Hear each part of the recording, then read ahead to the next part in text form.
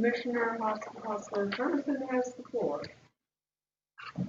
Welcome to the April 18th, 2023 meeting of the California Fish and Game Commission's Tribal Committee.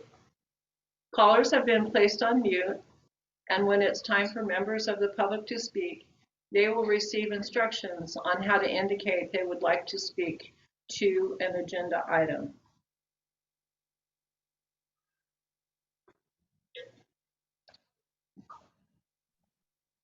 David, do you have some tactical notes to share? Hi folks, this is David Haug from Commission staff. We'll be providing some technical notes today. If you are participating in the Zoom webinar and calling in by phone, please make sure that your phone number and your Zoom webinar are linked. If you are logged into Zoom first and used the Call Me option, the linkage should have happened automatically.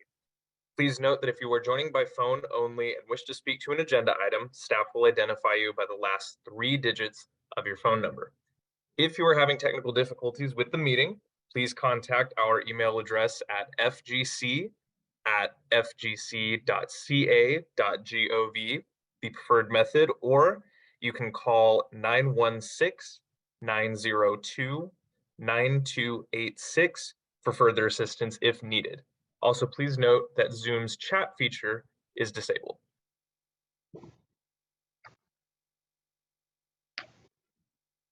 Thank you, David. So I'm going to go ahead and call this meeting to order and ask Melissa to do introductions. Thank you, Chair Hostler-Carmison. I'm Melissa Miller-Henson, Executive Director of the Fish and Game Commission. I'd like to introduce, also joining us here today, we have, to my right is Ari Kornman, our Wildlife Advisor. To his right is Susan Ashcraft, our Marine Advisor. And to her right is Cynthia McKeith, our one of our analysts on the team. And then, as you just heard, we also have David Haug, who's assisting us on the virtual side of things. I also want to introduce some of our DFW colleagues who have joined us here today, representing the department during this meeting. We have Jay Rowan, who is acting for Deputy Director Chad Dibble, who's our official liaison. So Jay is our liaison today for the department. He is the branch chief for the fisheries branch. We also have joining us today Deputy Director and Chief of Law Enforcement Division, David Best. And I'd like to just thank him and acknowledge the error that I made in the meeting materials.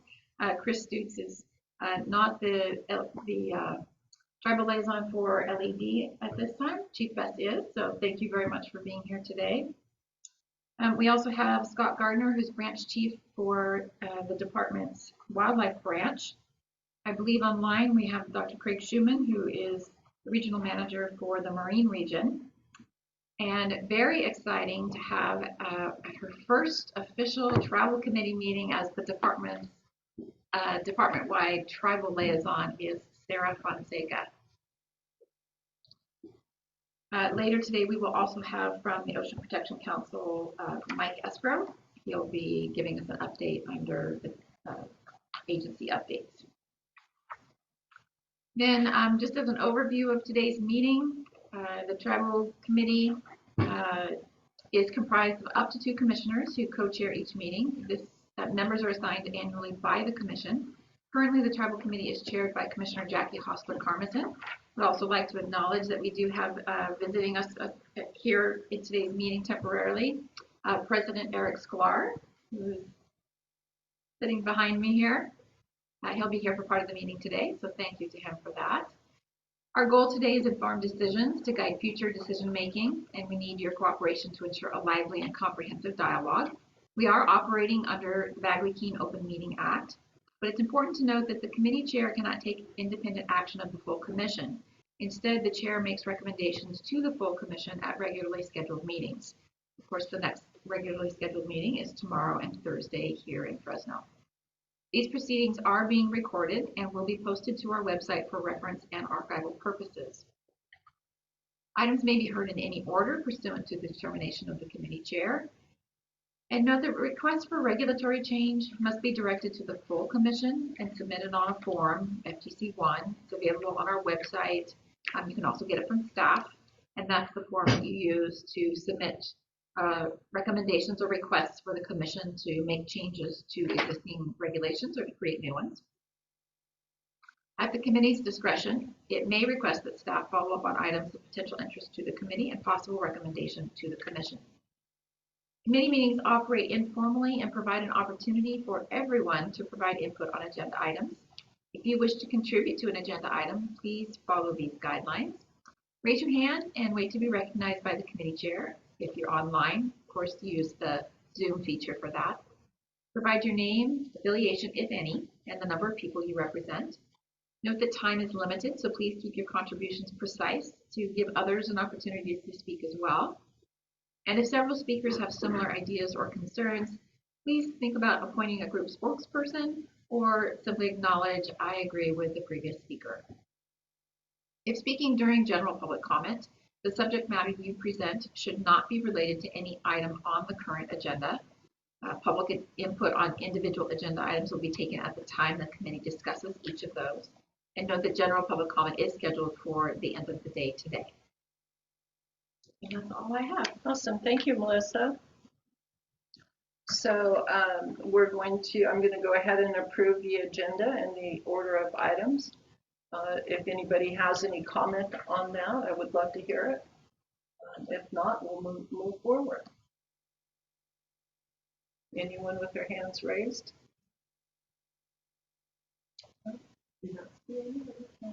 Let's go ahead and move forward on the discussion of the annual tribal planning meeting. In your meeting documents, we had notes from the July 20th, 2022 tribal planning meeting.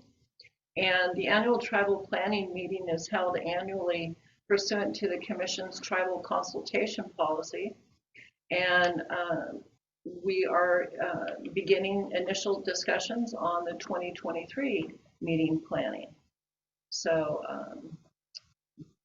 we are already in April, and I believe we want to hold this until we move forward with hiring a new tribal advisor.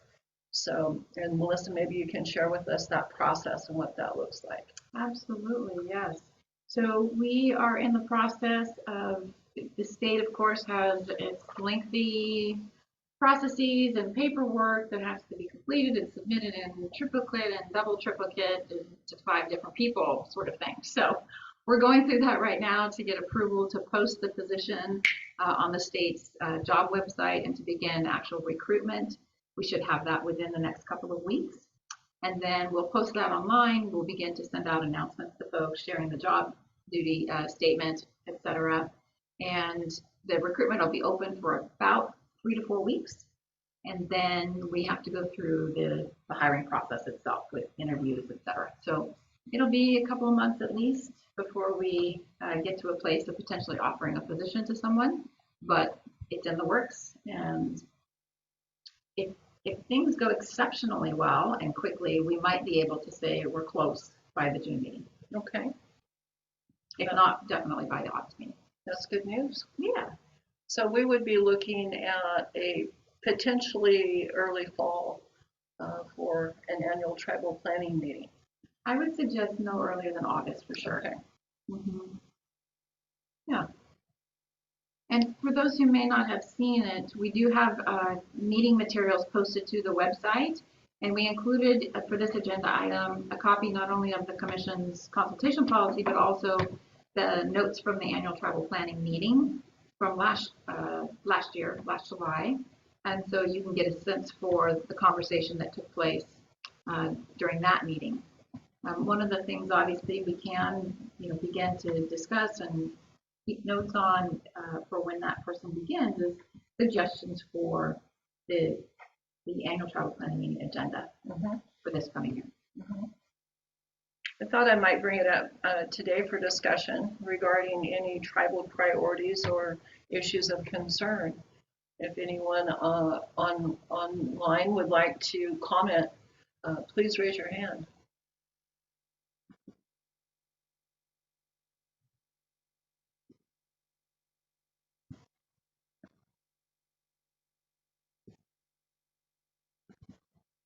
So for folks who are online, and in fact, all of our tribal participants are online. We don't have any tribal participants here in the room with us. But for those who are online, you have the ability to mute and unmute yourself, and also to turn your video on if you would like. You're not required to, obviously. And so you can do that yourself. If you are having any technical difficulties with it, please don't hesitate to let David Haug know, and he can assist you with that. I also would like to, while we're waiting for folks to, maybe ponder and think about what they might suggest for agenda items for this year's annual tribal planning meeting, I just want to acknowledge that we've also been joined online. We have Deputy Director Nicole Cropper from the Department of Fish and Wildlife. She is the Deputy Director for Justice, Equity, Diversity, and Inclusion. And I believe that's who Sarah works for now. Yeah, so Nicole, thank you for joining us. Thanks for having me. Thank you very much. Hi, ma'am. So anyone online who would like to speak to potential agenda topics for the annual tribal planning meeting? I'm asking again because I know there's a history of Chair Hostler Carmerson calling on people when she doesn't get a response. I see someone I can pick on, in fact, right now. I believe the director of environmental for Trinidad Rancheria is on, and I would love him. Is Ron Sunberg on? My eyes are not seeing that far, but and Ron, if you would go ahead and maybe talk about some of the issues that you feel are a priority to your tribe, maybe get the discussion going for me. I'd really appreciate it. Well, thank you. Can you hear me okay? Yes. All right. Well, thank you for putting me on the spot here. Yeah, I mean, in Trinidad Rancheria, Trinidad Harbor, we're dealing with, I think, a lot of the issues that a lot of the North Coast tribes are dealing with the bull kelp forests in our harbor area are slowly or quickly diminishing. And it seems like the purple urchin is something that is kind of taking over. So that, I think, is one of the major issues that we're facing here at Trinidad Rancheria, as well as the abalone that we use for subsistence and regalia and cultural reasons are a diminishing population. So those are the major issues, and yeah, it'd be great to see that on the agenda and this this upcoming meeting. Thank you, Ron. Appreciate it. We also have Fred Briones and Ken Sandusky. Fred, if you want to go ahead. Hi, hello. Thank you. I'm calling in from Lodi, but I'm a tribal member at the Big Valley Rancheria Band of Pomo Indians in Lakeport. And for what's really catchy right now with tribes is our water rights and how to go about it. So our tribe is having a lot of work, as you probably know, with the hitch. And how could we leverage our hitch situation to adjudicate our water rights, to take down dams, and to preserve other wildlife, like the birds and the trees that aren't demolished to make vineyards. That stance there, the animals, protection of the animals versus agriculture for tribal water rights. I'd like to see something, if possible, around that. And then also, secondly, the marine stewardship. Right now, my family this weekend, we're about to go harvest seaweed up there by Westport, Fort Bragg area. And when we go harvest seaweed, we're so concerned of pulling out every grain of sand, every shell, every bug. But then now it's these microplastics that we want to be concerned over. And how can we, again, as tribal peoples, leverage our land those MPAs to issue fines and penalties to those producers to protect our food in a lawful way, to change policy. Those are two topics right now. I just like to bring that up. Thank you. Thank you, Fred, very much for sharing that. We have Ken Sandusky. Hello, thank you. Quickly, I would just suggest a means by which the land transfer request could be easily understood and worked through. I think I'll just leave it at that. How do we request land back opportunities?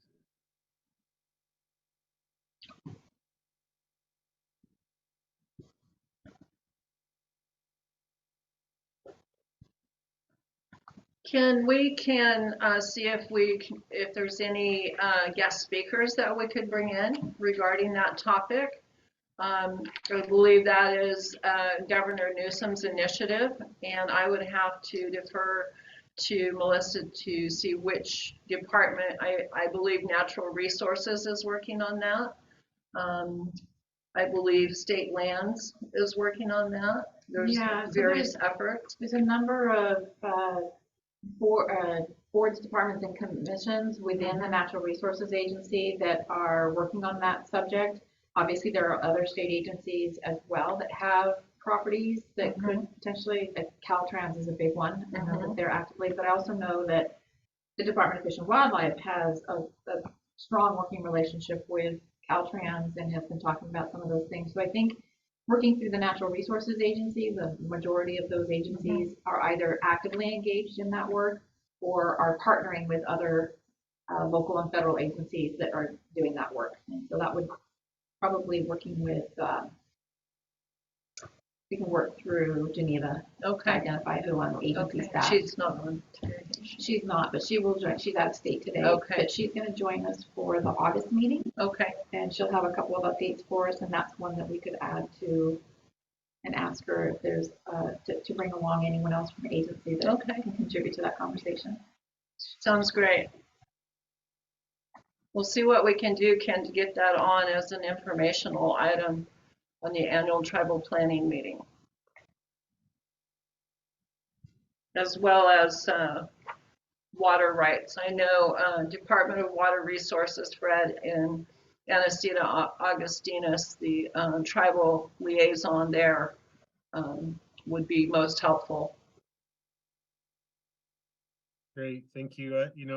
Just the suggestion as a potential agenda item may also be communications effort to kind of quantify what you're working through there, put it in writing in a place for us to access and learn what you're going, the processes that are developing.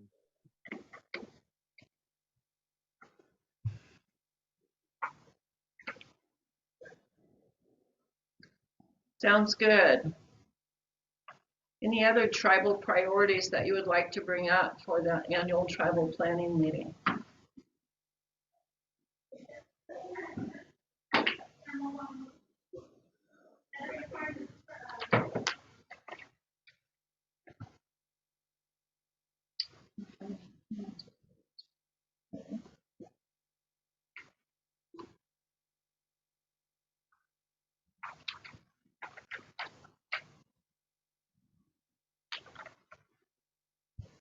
I know the consultation policy was brought up last year, and there are efforts underway through the Assistant Secretary. She was working on a consultation update for various agencies. And I believe that's something that will be coming forward sometime in the next few months. Perhaps in August, we can get an update from the Assistant Secretary in Natural Resources, Geneva, and see where she's at with that effort. Absolutely. In fact, that's on her radar. She has there's a handful of work groups that the agency has set up. In fact, Sarah knows more about this than I do. She's actively engaged in those work groups. And one of those groups is specifically looking at the idea of, because there's 25 or 30 different boards, commissions, conservancies, et cetera, within the Natural Resources Agency. And as you can imagine, all of those agencies, many of them have a need to update their consultation policy. And having all of them attempt to do that, even in a relatively short period of time, if it's not even at the same exact time, it's overwhelming for our tribal partners who already are facing a lot of requests for input and suggestions. So they're trying to develop a process by which all of the agencies, all of the boards, commissions, and conservancies within the resources agency would work on their policies at the same time and have some standard language that the tribes could then comment on that. And then the individual agencies might have pieces that are a little bit different, but the base consultation policy would be the same for all. Sarah, do you want to add to that? No, I think that pretty much is it. I know we're going to focus at Geneva's having an annual tribal liaison training for us. Great. And so that's one of the big topics that we're working on. Great. Because I think there's about 44 entities under CNRA. Some of them use their departments as their commissions. Some of them don't have any at all. Some of them are pretty old. So everyone's kind of on the same page of wanting to update them, but trying to make it a little bit easier and more collaborative for tribes. So there's not the 44 hitting the tribes all at once, wanting to get some input and feedback. And so she's definitely got that on her radar. It's very overwhelming for tribes to have so many different consultation policies and different ones for each agency. And the other thing is tribes are also creating their own consultation policies. So I think that needs to be a component of the state plan, is how to embrace the tribes policy at the beginning of consultation. Chairman Atterbury from the Karuk tribe always says, part of consultation is coming in and making it clear what the tribe is asking for and leaving with a clear understanding of what the response is from the state. So I think those are really, really good points to consider as we're moving through this. Definitely. I took a note on that because I am part of that committee. Great. And so I'll bring it back to the group. Great. Thank you, Sarah. You're welcome. And I wanted to ask Melissa, off the top of your head, how many times roughly would you say the commission has been engaged in consultation this year? Has there been any direct request to the Fish and Game Commission for consultation, say in the last calendar year? Well, this calendar year, the first few months, I think we've had 2 or 3 requests for consultation. Okay. So our consultation policy for the commission started out as being just a one-page document that refers primarily to Department of Fish and Wildlife with a much more comprehensive policy. And I think what the tribes were bringing up last year is perhaps the commission needs to revisit that consultation policy and expand on it. So as we move into our new tribal advisors administration, that would be something I would like to add to the workload in the future, is to look at the Fish and Game Commission's consultation policy. Yeah, it's in desperate need of updating. Yeah. It was a good start. It started off It was with a good start, but that was 8 years ago.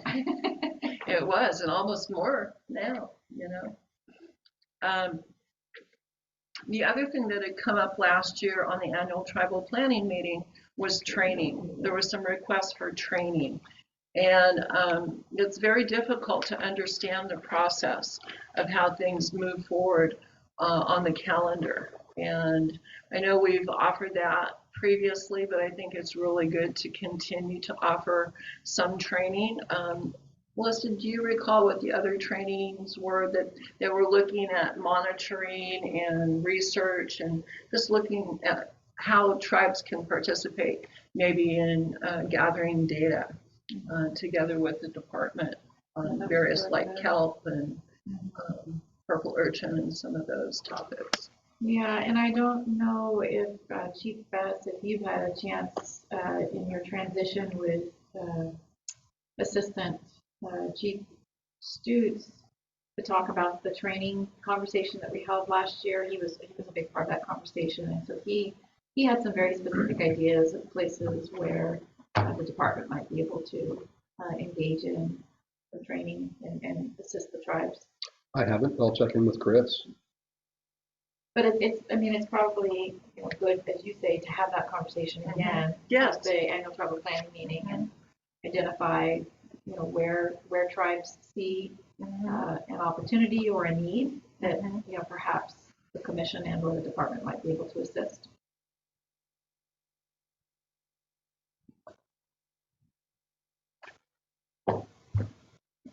Okay.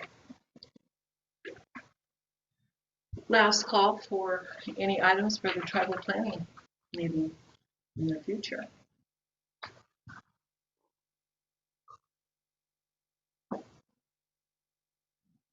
We do have one hand raised, Great. and that is Ruthie Maloney. I was just going to call on her.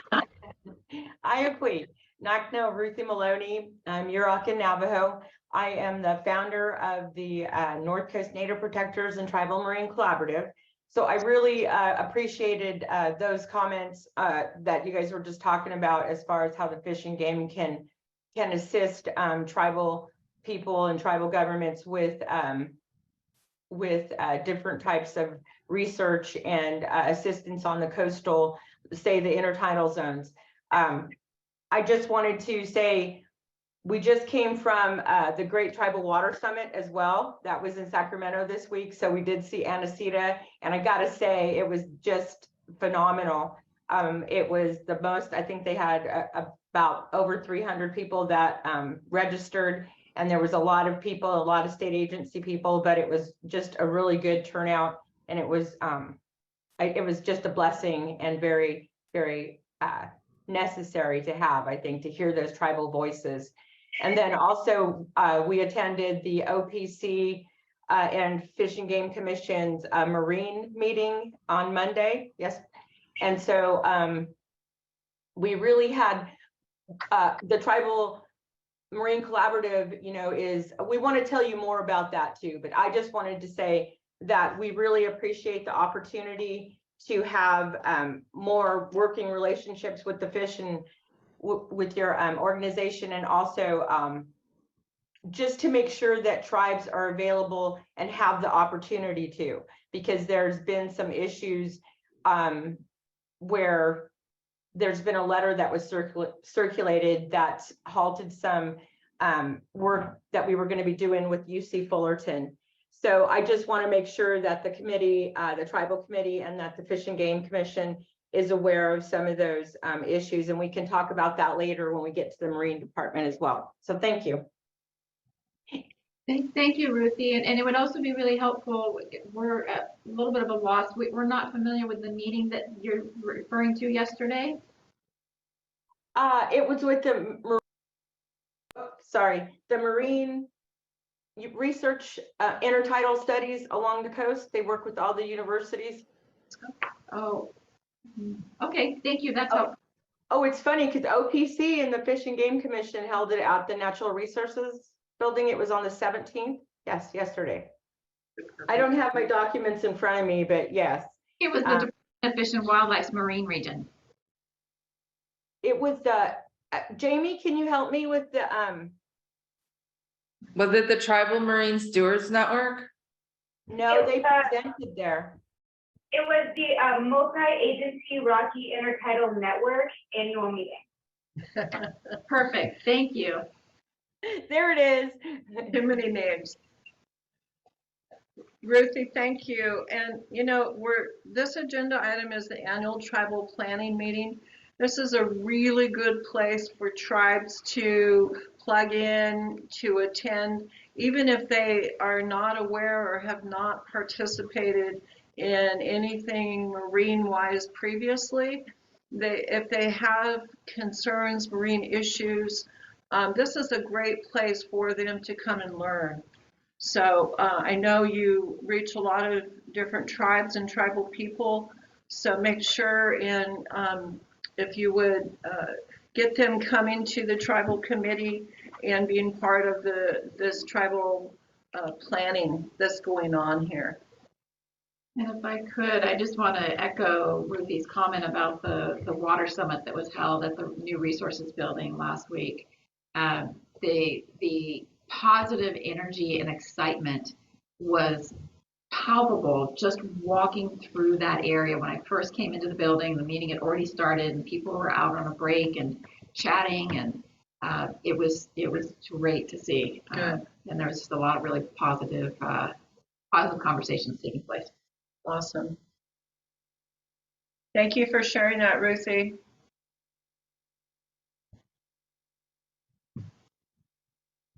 Thank you. So let's go ahead and move on to co-management and the roundtable discussion. Yeah, so again, in the meeting materials that are posted to the website, we do have a copy of the co-management vision statement and definition that were adopted in 2019 and 2020. And that was work that was done by a number of tribes here in California in cooperation with the California Fish and Game Commission and the California Department of Fish and Wildlife. It was really a collaborative effort over a very long period of time. And my understanding is that others are looking to the work that the commission has done as a model for other activities and other efforts that they're undertaking. But this agenda item, we've continued to keep on the tribal committee agenda for each meeting with the intent of information sharing and allowing agencies or tribal governments to share some of their experience with regard to tribal co-management, whether it's new agreements or agreements that have been in place for a long time, and some of the good work that's happening. Once we have a tribal advisor again, that individual will be proactive in reaching out to agencies and tribes that are engaged in co-management to bring some of those folks in to perhaps provide a presentation or at least to talk through some of their experiences and share what's worked well and also what hasn't worked so well. Mm-hmm. Thank you, Melissa. It's, for me personally and for the commission, it's really exciting to realize the goals that we have accomplished. There's a lot more work to be done, tremendous amount of work to be done yet, but looking back and hearing the tribes reiterating their desire for co-management agreements, and knowing that we have numerous agreements that are moving forward with numerous tribes. We began discussing co-management in 2017 at the tribal committee and working on that vision statement and in the definition. And by February of 2020, the full commission had approved both the vision statement and the definition. It was an excellent model and one that works. We had 3 tribal committee meetings a year. There was work being done outside of those committee meetings. There were tribal caucuses within the tribal committee meeting, and Brianne Fraley and some of the crew from Northern California, she actually brought a sign to Talawa when the meeting was held there, and it was a board painted with the words co-management on it, and she held it up. President Sklar is nodding his head, and it was after that we were able to move forward. And tribes are continuing the work on co-management. I know there's efforts with elk, there's efforts with prescribed burns, there's efforts with kelp restoration. There's just so many co-management efforts, and tribes have to create the capacity and the infrastructure to deliver those co-management agreements. And that's tribal ordinances and tribal laws and tribal staff. It's a heavy lift. And I'm just really proud of the work that we have done, realizing the work that's in front of us, really needing your input today on what you see, and if you would share any stories you have about where you're at with your tribe, that would be great. I'm gonna have to walk up there so I can see the screen. Well, at the moment, we don't have anyone with their hand raised, but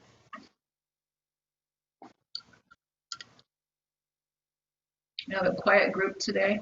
we do have a quiet group.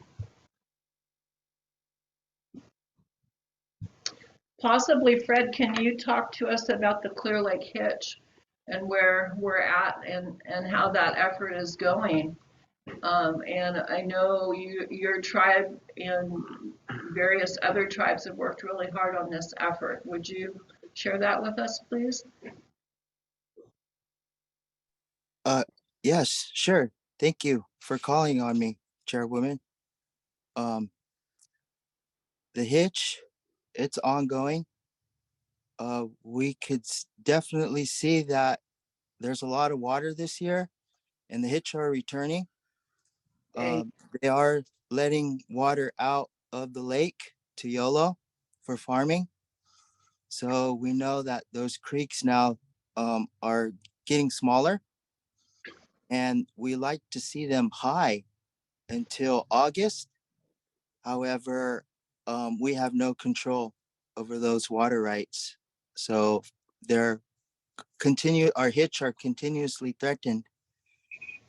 We do have another situation at our Clear Lake State Park where we had an MOU. We do have an MOU in progress with the state parks um, with to have a co-management there. And it was real simple. They wanted us to perform more cultural activities like replanting of plants, tules, gathering medicines. And we're also able to combine it with our NAGPRA, where we receive bones back from the universities. We're having in our co-management an agreement where we could bury those bones back at that state park. It has been taken over a year. We were able to get a grant also from First Nations Development Institute and also the California Tribal Fund to hire someone to help us, just manage that little project for our tribe through our TIPO for 45,000. And yeah, so it's still in progress. There is some issues, I just have to say, for other tribes where we wanted to get into the state park, our traditional home, for free to show our tribal ID and just be able to walk in and go in for free. However, there's some headwind there where they don't want us to go in for free because they know too, if we go in for free, we will never leave. That is our home. So there is that letting go of power, losing power, the state, helping them understand that and to work together in that co-management. They have a lot to learn. So we're trying to help them. So that is our situation. Hopefully they keep saying next month, our MOU will be signed. It's been over a year now, and 1 year and 13 months now. So hopefully next month our MOU will be completed and I'll let everyone know. But thank you. Thank you for sharing that, Fred. I know there has been tremendous strides with state parks, and several tribes have entered into MOUs and will be entering into MOUs. And the language within that MOU is negotiated individually by each tribe. So I'm sure you're aware of that, and just know that your tribal chair and tribal council are able to negotiate that based on your needs for your tribe. So I really encourage you to stay the course and to get that language so that it's acceptable to the tribe.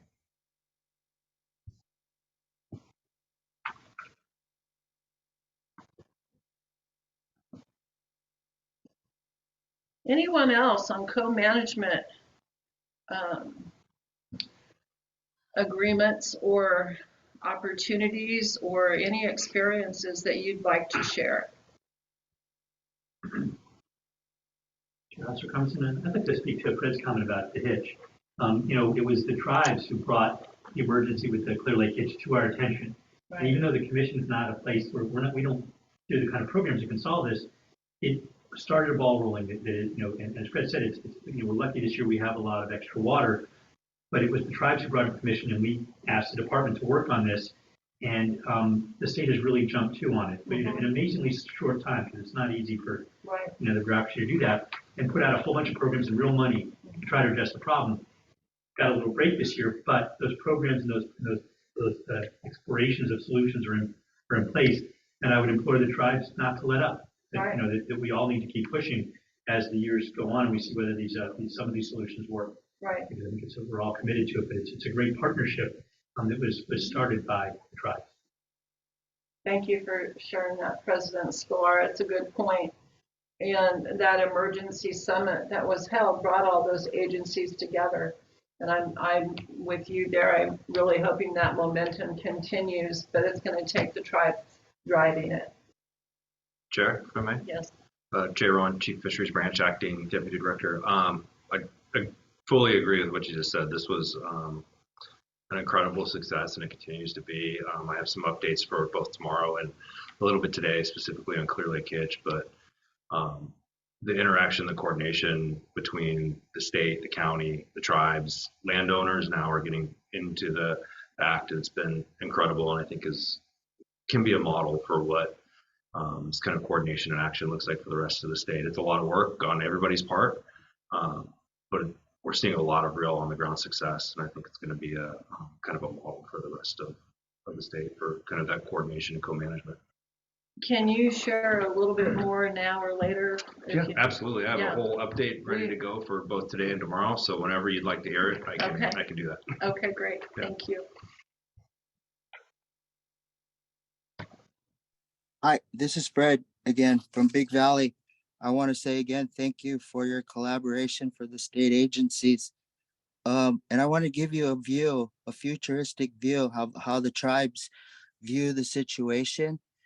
Is we would like to see our hitch on the federally endangered species list, and our water, our areas, our lands protected again, that it is a sanctuary for fish, birds, and plants, and that it is not a private liquor barrel reserved for these wineries. Alcohol is not our culture. Lake County was a place where the animals, the birds, and a place of medicines and healing. The water had healing properties. Can we create that in the state of California? That is our goal for tribes. And along that way, to get our water rights back, to create that strategy of each step to obtain our goal. We're going to develop that strategy, and it is getting our water rights back. And once we get our water rights back, we will be out of poverty. That's simple. It's going to be a beautiful, lot of work to do. And that is the goal for the tribes around the lake, the Pomos. So thank you. Thank you for sharing that, Fred. We also have Wyatt Smith from Round Valley. Hey, good afternoon, folks. Can you hear me all right? Yes, we can. Welcome, Wyatt. Hey. Thank you so much for having me. My name is Wyatt Smith. I'm the fisheries biologist for the Round Valley Indian Tribes up here in Covelo. For those of you who aren't familiar with that, we are our tribal territory is surrounded by three sides of the Eel River. We have the North Fork, the Middle Fork, and the Main Stem. I started working here about 3 years ago. Moved here with my partner who is enrolled. I'd like to point out that I am not an enrolled member of the Round Valley Indian Tribes. I just represent them biologically. But for the last 3 years, I've been working on starting a fisheries department up here, and we are proud to say that we just got a $1.2 million grant from NOAA Restoration Center to collaborate with the Wiyot tribe down in Humboldt Bay, which is where the Eel River flows into. And we are, it's a cell-mounted remediation fish passage grant below the Potter Valley project to try and enumerate fish passage needs and barrier removal. And in addition, I also collaborate with Cal Trout, CDFW, and other tribes on a adult salmon escapement network with sonar cameras throughout our river system. So we got a lot going on up here, and I just appreciate y'all's time, and thanks again. Congratulations on the grant. Yes, that's amazing. Thanks. And the partnership with the Wiyot tribe, that, you know, the intertribal partnerships and collaboration is extremely successful and powerful. Yes, ma'am.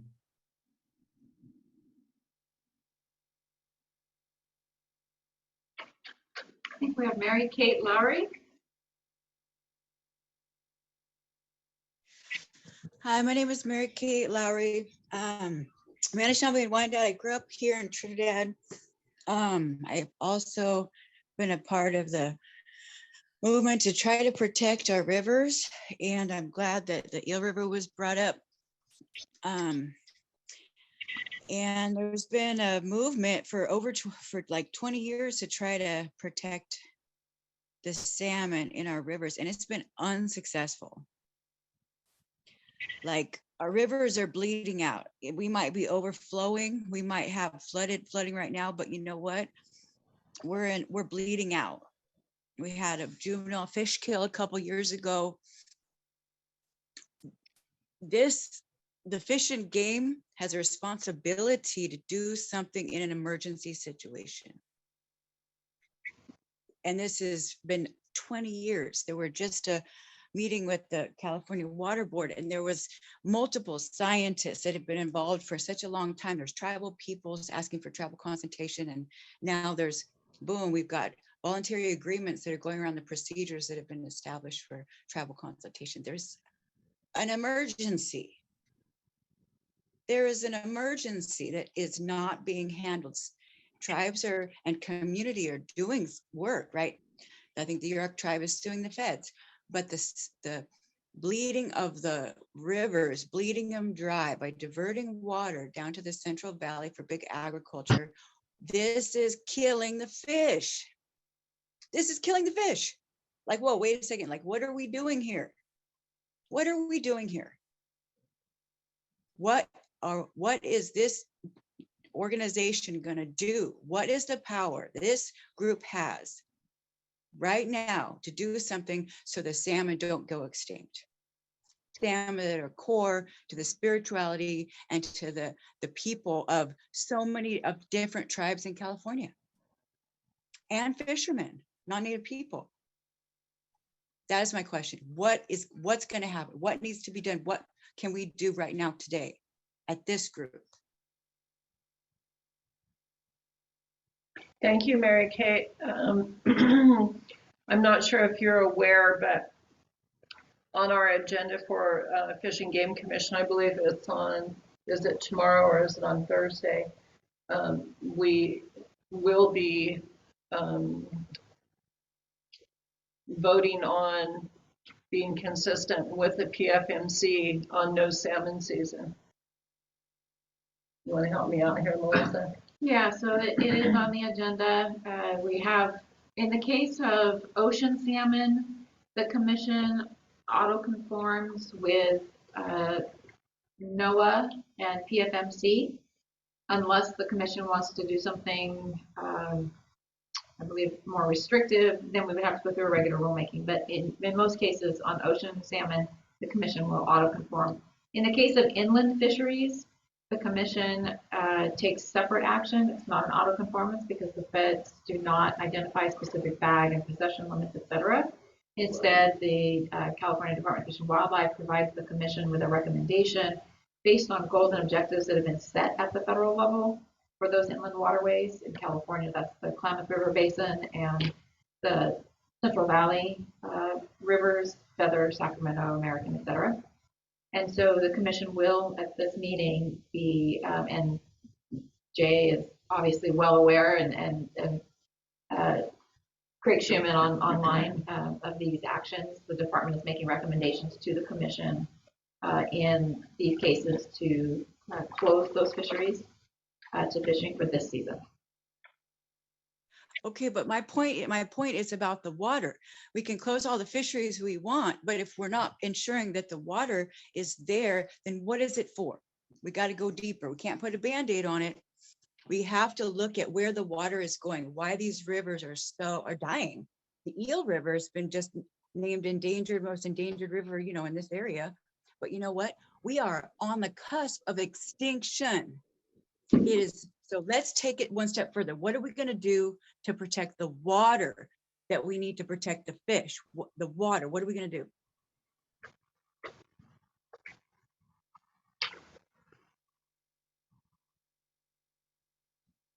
Thank you.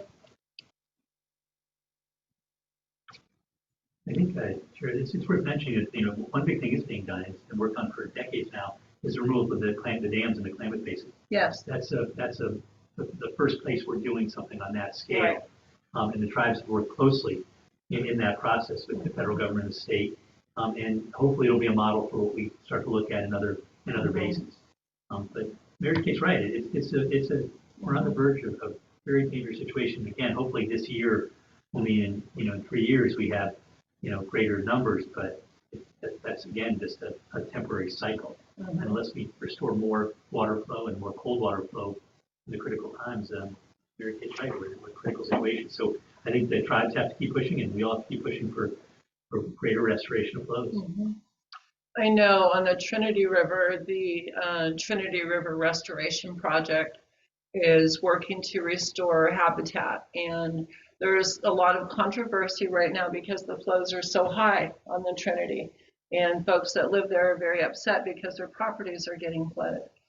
And it's not an easy answer. There's numerous agencies involved. There's the Bureau of Reclamation, there's USGS, there's Fish and Wildlife, Department of Water Resources. So trying to unravel the records of decisions, trying to unravel the flows, and trying to figure out why they're sending water, where they're sending water is a very complex issue. I'm understanding that there's a biological opinion that's going to be updated in June that will take a look at a lot of these flows and a lot of the issues that folks are bringing forward. But the Hoopa tribe has a record of decision on the Trinity River, and there's a certain amount of square foot per minute of water that needs to come down. So it's complicated, and we agree with you. Everyone needs to look into it. Everybody needs to do their homework. And everybody needs to be a part of the solution. So again, thank you so much for sharing. And I thank you guys for listening. And so, this co-management, this is what it's talking about when people are saying that, okay, well, we know where the water is going. They're going down to big agriculture and to Southern California. We know where they're going. So now what are we going to do to stop that flow? What are we going to do to not stop all the flow, but we have to, and in the drought, it was really neat to see people start to think, oh, well, let's not have green lawn, certainly to rethink the whole concept of water usage throughout the state of California. That's great, right? And grassroots level, you don't need to have green lawns in a desert like in LA, but specifically that big water diversion down to Southern California, that's what it is. So right there at these board meetings, at whatever, we want to see a letter from the commission that says that needs to be reduced by so-and-so percent. And the last thing I'm going to say, and again, thank you so much for being here. An act of good faith, and I'm going to repeat what a young Native activist had brought up at the MPA is fishing permit licenses, what people have to pay. People with tribal membership shouldn't have to pay for hunting or fishing licenses. Let's do that. Thank you. That's another discussion, Mary Kate. You'll have to stay on. We're going to talk about subsistence harvest a little further down in the agenda. And thank you.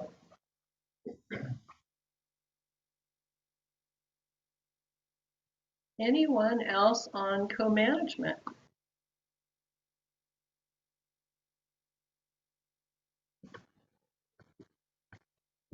Okay. Go ahead and move on to item number 4, staff and agency updates requested by the committee. And let's see, we are going to start with California Natural Resources Agency. Yeah, so we don't, as I said, we don't have a representative today. She's out of state, so not able to join us. But I do have a couple of things in the meeting materials that are posted to the website. We do have an exhibit, a news release from the agency related to the international conference that was held and participation by the state of California and these global commitments to conserving 30% of lands and waters by 2030, as well as to tackle the issue of climate change. So that's both very much related to the 30 by 30 initiative. And then there's also, we took a clip from the CNRA webpage for the Tribal Nature-Based Solutions Program. And importantly, want to highlight that the agency has, sorry, I'm trying to, noise blocks my voice. The agency is looking for feedback from California's tribes and tribal communities regarding criteria for a grant program. I'm actually going to summarize. She sent me a little sentence here. She wanted me to read, CRNA is seeking tribal consultation on the draft grant guidelines for a $70 million tribal nature-based solutions program that is available to fund tribal multi-benefit nature-based solutions projects, including ancestral land return. We read a comment about that earlier from Ken, including ancestral land return, planning, restoration, and climate resiliency projects. And so that webpage is in the meeting materials. You can go visit that page. It gives you instructions for how to provide comment on those guidelines that are being finalized. Once those are final, then those grants that people will tribes will be able to apply for the grant funds. Very exciting. Anything else that you want to add on that? Okay. Right. Yeah, so that's super exciting. The deadline is May 5th. It's the 5th of May. Yes. And that, again, that's comments, not for the grant, but comments on the guidelines. Right. And then they'll take all of those comments and modify the guidelines before going out with a notice that they're accepting applications. Yeah, so that's pretty exciting from the Natural Resources Agency. I don't believe we have Mike Escrow yet. He's joining. Oh, he is joining. Okay. He's joining right now. Great. Give him just a second, and he's going to give an update on Ocean Protection Council and the draft tribal engagement strategy. The last tribal committee meeting, he shared with us the work that agency was doing, that OPC was doing through some consultations and listening sessions, and they now have a final product that he wants to share. That's wonderful. Welcome, Mike. He has actually not joined yet. Oh, okay. So why don't we'll skip on. Yeah, why don't we skip to the Department of Fish and Wildlife for just a moment, and then he'll be on in just a moment, and we'll go back to him. But again, for those who may not have been online at the beginning of the meeting, just want to offer a huge welcome to Sarah Fonseca in her new role as the department's tribal liaison, and appreciate you being here with us today. Thank you. Thank you. Yeah. Is there anything that you would like to share while you have the floor? I just want, thank you, Commissioners Hostler Carmison. I'm just excited as this new role. I had been participating in these meetings since I started before as a tribal cultural resource specialist, which for the department under Scott was the first tribal cultural position fully designated in the department.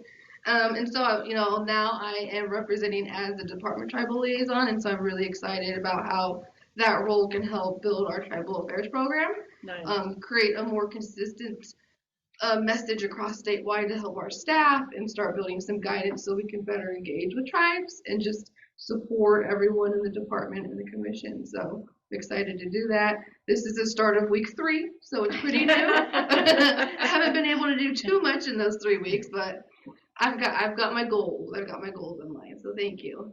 Hit the floor running, huh? Yes. Will you be part of the efforts on co-management when the department meets with tribes?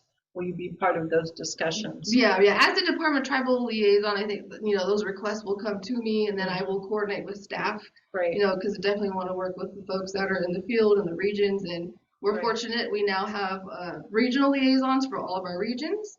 Our 7 regions and some of our programs have liaisons, so it's going to be a coordinated effort. But part of my role, I think, is to help consistently have everyone on the same team at the table. So we're all working together. So I'm inviting everyone to reach out to Sarah if you have any questions on co-management. Just the general. I can't log on. I keep getting kicked off. So when you guys could put in the department liaison email in the chat for me, please. Put her email in the chat. Yeah. That'd be great. I'm having technical issues. Thank you.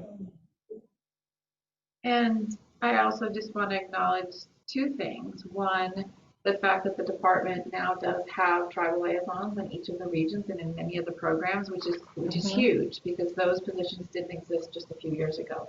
So there's been a big transition there. The department now has a full team of tribal liaisons that can work on tribal related topics. And then also want to just say thank you to Scott for giving Sarah the opportunity to get trained and learn the job. And I was going to say, Sarah didn't need my permission for this new job. Certainly supported, but your point about her getting some training and training us, and we look forward to her. Certainly her next in this new role, and we're going to replace her old position as well. That's great. And Thank then you. as far as the timing for filling Sarah's previous role, are you anticipating that being soon or a few months down the road? I'll give you the answer you gave me earlier. No, we got to get the paperwork together. So a little inside joke. I got to remember we're in an intimate room here, but we're in a public meeting. So soon. It's very important to us. And really, maybe I could say this. What was going through my head as we were having this conversation, and we're going to introduce Brett down here too, part of the wildlife branch. We're talking with Sarah on a regular basis. These are incredibly important to us. We're learning. We're trying to figure out how to engage, and we look forward to Sarah's leadership.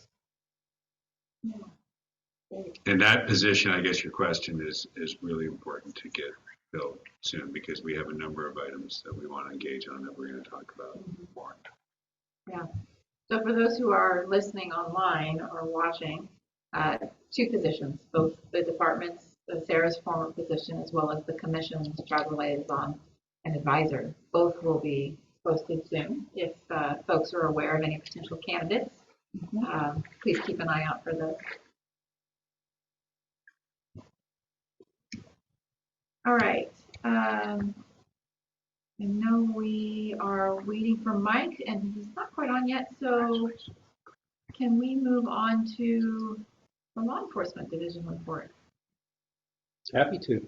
Good afternoon, everyone. David Bess, Chief of Law Enforcement for the department, and would like to just update on a couple things relative to our work with tribes and the Law Enforcement Division.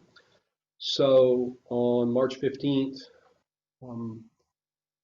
we had our symposium with the Decadal Management Review was discussed on the historical lands of the Ohlone, Costanoan, Esselen Nation in Monterey. 4 different panels. One of those was revolved around enforcement, which was moderated by Assistant Chief Eric Cord, who is our Assistant Chief over our Marine Enforcement program inside the Law Enforcement Division. Really valuable conversations came out of that. Specifically, I think I want to point out an exchange between myself and Chairwoman Ramirez, where she prompted me to get my officers to better engage with tribal members who were there in the room that day. And we did that. And I'm happy to say, that was a pretty key moment for me personally, as well as, law enforcement officers in the room. We went out, we, sat down with folks, spoke to them, ate lunch with people that were in the room, tribal members, non-tribal members, and just, engagement across the room. And, we really had some valuable conversations and established some relationships that day that now are taking the form of we're having conversations with tribal members in various parts of the state where we're now engaging with local tribes. And just talked to Chief Cord a week ago about some of his officers are going out and engaging with some tribal members relative to our version of a ride-along going on with them about what's going on in their world. So really happy that went the way it went that day, and look forward to future work and collaboration with the tribes. We also law enforcement participated in an oil spill exercise that was in Yuma, Arizona with the Union Pacific Railroad. And these exercises are mock scenarios where all of the programs will go out. Law enforcement, our Office of Spill Prevention and Response will be the leader on it. And we integrated with tribes, local municipalities, and essentially worked up a mock spill where a train comes off the tracks and has dumped some material into the Colorado River. And we essentially go through that scenario as a mock-up and just work it all the way through, just like it's a real deal, but it's a drill. We were engaged with the Cocopah and Quechan tribe on the California side of the river during that mock-up, and went really well. We were able to work with their law enforcement staff from the tribes, as well as local law enforcement, fire departments, their environmental unit biologists, as well as their public health safety officers from the tribes.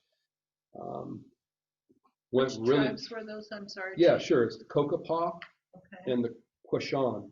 Okay. And we were able to work on evacuation plans, shelter-in-place plans, different things that you do if you had a significant environmental event. Priority notifications about how that works in an event like that. So we've done this before. We did it with the Cocopah tribe in years past. And actually in 2017, the tribe was recipient of a grant equipment trailer from the department that they can use for emergency responses. And the Quechan tribe's also going to attempt to apply for a similar grant opportunity for equipment trailer for their work. So that was really valuable. And then I'm not sure if we reported on this story. From my memory, it seems like we have, but I'll bring it up again because it's a good one. Late last summer, Bear River Band of Ronerville Rancheria, their law enforcement had reached out to us about a hunter education class. Was there something that we could do from law enforcement to provide hunter education? And we did. So 4 wildlife officers taught our traditional in-person basic hunter education course at the community center, and 75 students, all tribal members, showed up and took the hunter education course and got them all certified. So really proud of that. That's the end of my update. Happy to take questions if we got them. Thanks. Thank you, Chief Bess. You bet. Amazing work. Thank you. All right. Well, we're going to go back for just a moment. Mike S. Grove from the California Ocean Protection Council has joined us. he's double and triple booked today for various meetings. So we appreciate him joining us to give an update on OPC. And he was here, and now he's gone. Am I just not seeing him? He has disappeared again. So we're going to keep going and move to the Wildlife and Fisheries Division. May I interrupt for just Yes. one moment? I'd like to acknowledge, I see Councilwoman Amanda O'Connell has joined from the Tolwa-Dani Nation. Just wanted to welcome you, Councilwoman, and encourage you to share anything you might like during one of our upcoming items. Thank you. Happy to be here. Just listening in right now. Thanks. Thank you. Thank you, Melissa. Yeah, absolutely. Are we ready? This is Ruthie Maloney really quick. I just wanted to address Chief Bass and how he was saying at the MPA forum in Monterey. You know, I just wanted to tell you thank you, and I really appreciated those words as far as with Chairwoman Luis Ramirez, you know, and she attended the Tribal Water Summit just this last week with us as well. But she had mentioned, you know, how that was such a turning point and something that when everybody became part of the audience and part of the proceedings as guests, and I think that really did change the atmosphere a little bit. So I really appreciated that, and it was something that was a momentous occasion. That meeting and MPA meeting was quite something there in Monterey. So I just wanted to tell you thank you for those comments. Yes, ma'am. Thank you. Thank you, Ruthie. Jay, you ready? I am, yeah. I'm gonna start with fisheries updates. We'll go to all that. All right. So start off with Jay Rowan, Fisheries Branch Chief.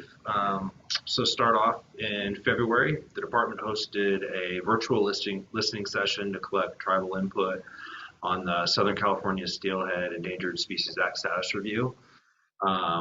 That's the first time we've done a listening session for a fish, a tribal listening session specific for a fish status review. So that was an interesting process, something we're still learning.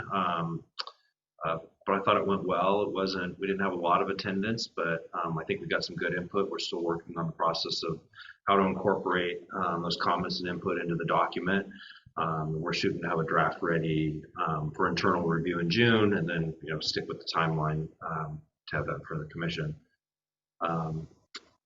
In March, the department hosted the salmon informational meeting to discuss the current state of salmon in California, which we'll have a lot more discussion on tomorrow and Thursday. And then I want to let folks know that on May 16th, we're going to be hosting a public information meeting on white sturgeon. So that's the day before the WRC as well. So we'll have a little bit of update on how that went at the WRC. What time on the 16th? It's going to be in the evening. I think it's at 6 o'clock. There's going to be a press release and some information coming out shortly. I think we're just trying to get all that together. So. And is that an online? It'll be an online virtual meeting. Okay. Yeah. So people have to travel. What was the date again? March 16th, or I'm sorry, May 16th. Yeah. Thank you. And then we talked a little bit about hitch, and I'm going to give an update tomorrow as well. But since we brought it up here, this has sort of been the genesis for this, the Clear Lake hitch discussions. I just kind of wanted to give an update on kind of the collaboration. I think it started out well, and it's improving from there. There's a lot of entities at the table, the counties at the table, Farm Bureau's coming to the table. Obviously the tribes, State Water Resources Control Board, Department of Water Resources, Corps of Engineers even. So, the group of participants is expanding, which is great. So we're continuing to work on project funding and coordination. The department's entered into 3 grant agreements, a total of $481,000 with the 3 local tribal governments to support conservation and research efforts specific to Clear Lake Hitch. We've also made $2 million available to implement barrier projects in the basin. To implement what? Okay. Barrier removal. There's quite a few barriers that have been identified in the basin. So we're going to be having our watershed restoration grants branch is going to be attending the next task force meeting to help roll that out to the task force in general. Start collecting input on potential grant projects. Lake County, you know, the flows have been excellent this year, has been brought up before, but Adobe Creek, the reservoir there has been spilling, but once it stops spilling, the county has committed to continue to release water to maintain flows in Adobe Creek, which is a big help. Let's see. Brought up earlier was the U.S. Fish and Wildlife Service federal listing. So the department has continued to work with the Fish and Wildlife Service on the Hitch Conservation Strategy document. So we've been working back and forth, and I think the service is fairly close on having a document that they can share publicly. See, the State Water Resources Control Board and the Lake County Farm Bureau have been hosting educational workshops for landowners in the basin.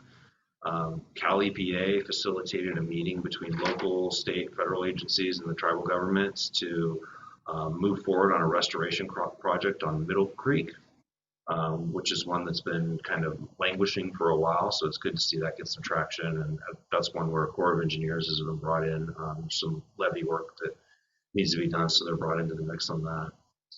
And then the department has been coordinating with some voluntary efforts with local landowners in a watershed, and we've identified a barrier that's on private lands that actually hasn't been part of some of the initial barrier assessments because it is on private lands that's blocking access to several miles of habitat.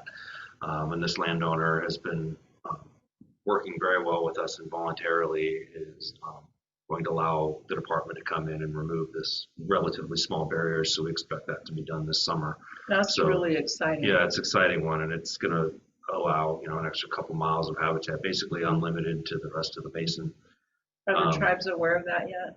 I think Felipe's discussed it in general, but it's probably, that one's kind of fresh in the news as far as that happening, and there's a task force meeting coming up on the 5th of next month, and that's when we'll fully roll that one out. It talked about fish taking advantage of the wet conditions, preliminary results from some of the visual surveys we've done. We've seen an increase in fish numbers in tributaries compared to recent years, which is still relatively low historically, but compared to what we've seen in the last few years during drought, it's nice to see an increase. There's even been some rescue efforts have been conducted, and in this case, it's not because of low water conditions, it's because of floods and fish, you know, banks being topped and fish going into some places, ditches, fields that they don't normally have access to. So still fish getting rescued, but in a better way than what we've been used to the last few years. Good. Our Region 2 office is going to be posting another position for a full-time environmental scientist to support ongoing hitch recovery efforts, including assisting with some barrier assessments, improvements, assisting with implementation of field studies and fish rescues, and just kind of helping overall expanded coordination efforts in the basin. And then another kind of really cool success story I'll end with the department, again, working with another willing landowner on a voluntary basis. There was a small barrier on Manning Creek, which is one of the smaller tributaries there. And it, you know, hitch barriers, it doesn't take much, you know, a foot or so of barrier, they're not jumping over it. So in coordination with that landowner, our YOLO Habitat Shop built a fish ladder out of steel, Nice. installed it in place, and happy to report that fish have been observed moving over this barrier, and they now have access to an extra 2 miles of habitat. So Wow. some pretty cool stuff I happening want in the basin. pictures. Yeah, for sure. Yeah. I want to see those little fish jumping up that ladder. Yeah, they're more swimmers. They don't really jump, but the ladder has to be really long, even for just a foot. But yeah, it's kind of some cool success stories out there. Wow. Yeah. Nice. That's all I Okay. have. Yeah, with that, can you go over to Scott? Thank you. And unless there's any questions for Oh, Jay. yeah, questions, yes. I would love to see if the tribal partners, if anybody has any comments or questions on Jay's report. This is Amanda. I have a question. What was his name again? I'm sorry. Jay. Jay Rowan, Rowan. Oh, okay. Thank you. And then on the topic that you were talking about, the private landowner, and that it's going to be announced in the upcoming task force meeting. Where is that located in California, that project? Oh, this is in the Clear Lake watershed, Lake County. Oh, okay. Thank you. Yep.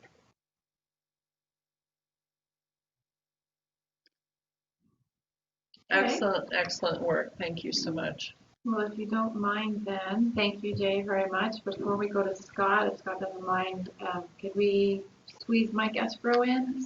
Of course. Yeah, okay. So Mike Esbro, you can unmute yourself. He's on the phone. He's on the phone. Gotta use my product. Yep, he is on. Hey everyone, can you hear me okay? Hi, Mike.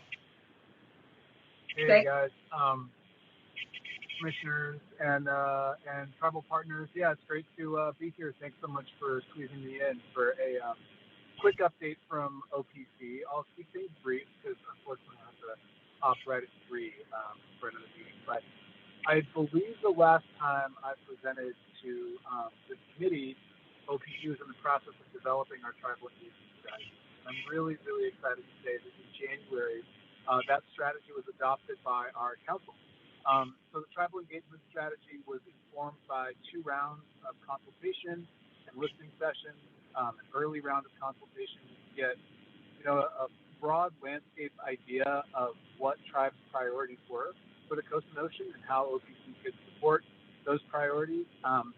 And then OPC staff kind of took all that input and developed a draft strategy, which we then put back out to tribes for consultation on the draft document itself. And we're really, really grateful for all the partnership that we had from tribes on this effort. I can't see the attendees because I'm on the phone right now, but I'm sure many of you were in those consultations and listening sessions with us.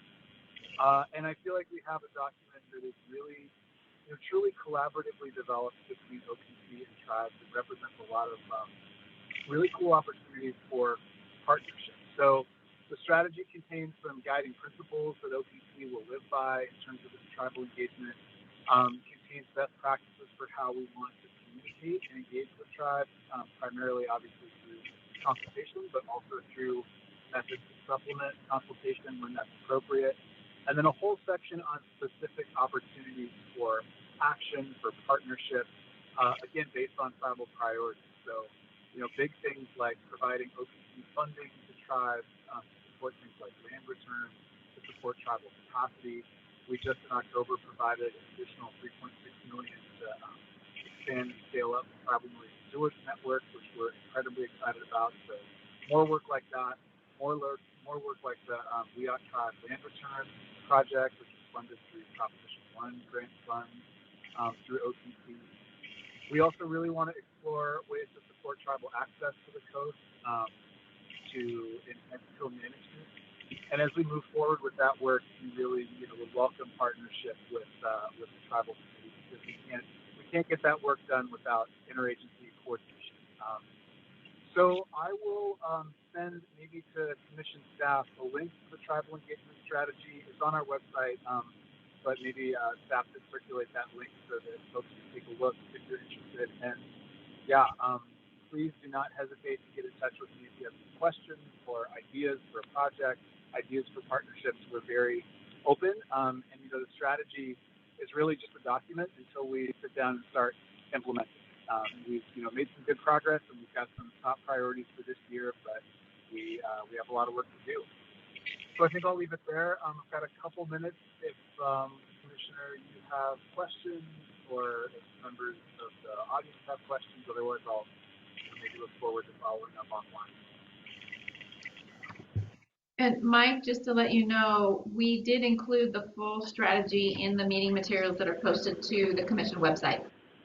Oh, excellent. Thank you so much. That's great. Yeah. Thank you, Mike, very much.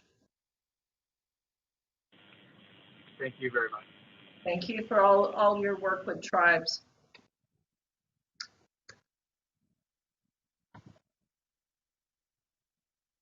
Okay. Well, any comments or questions from folks online?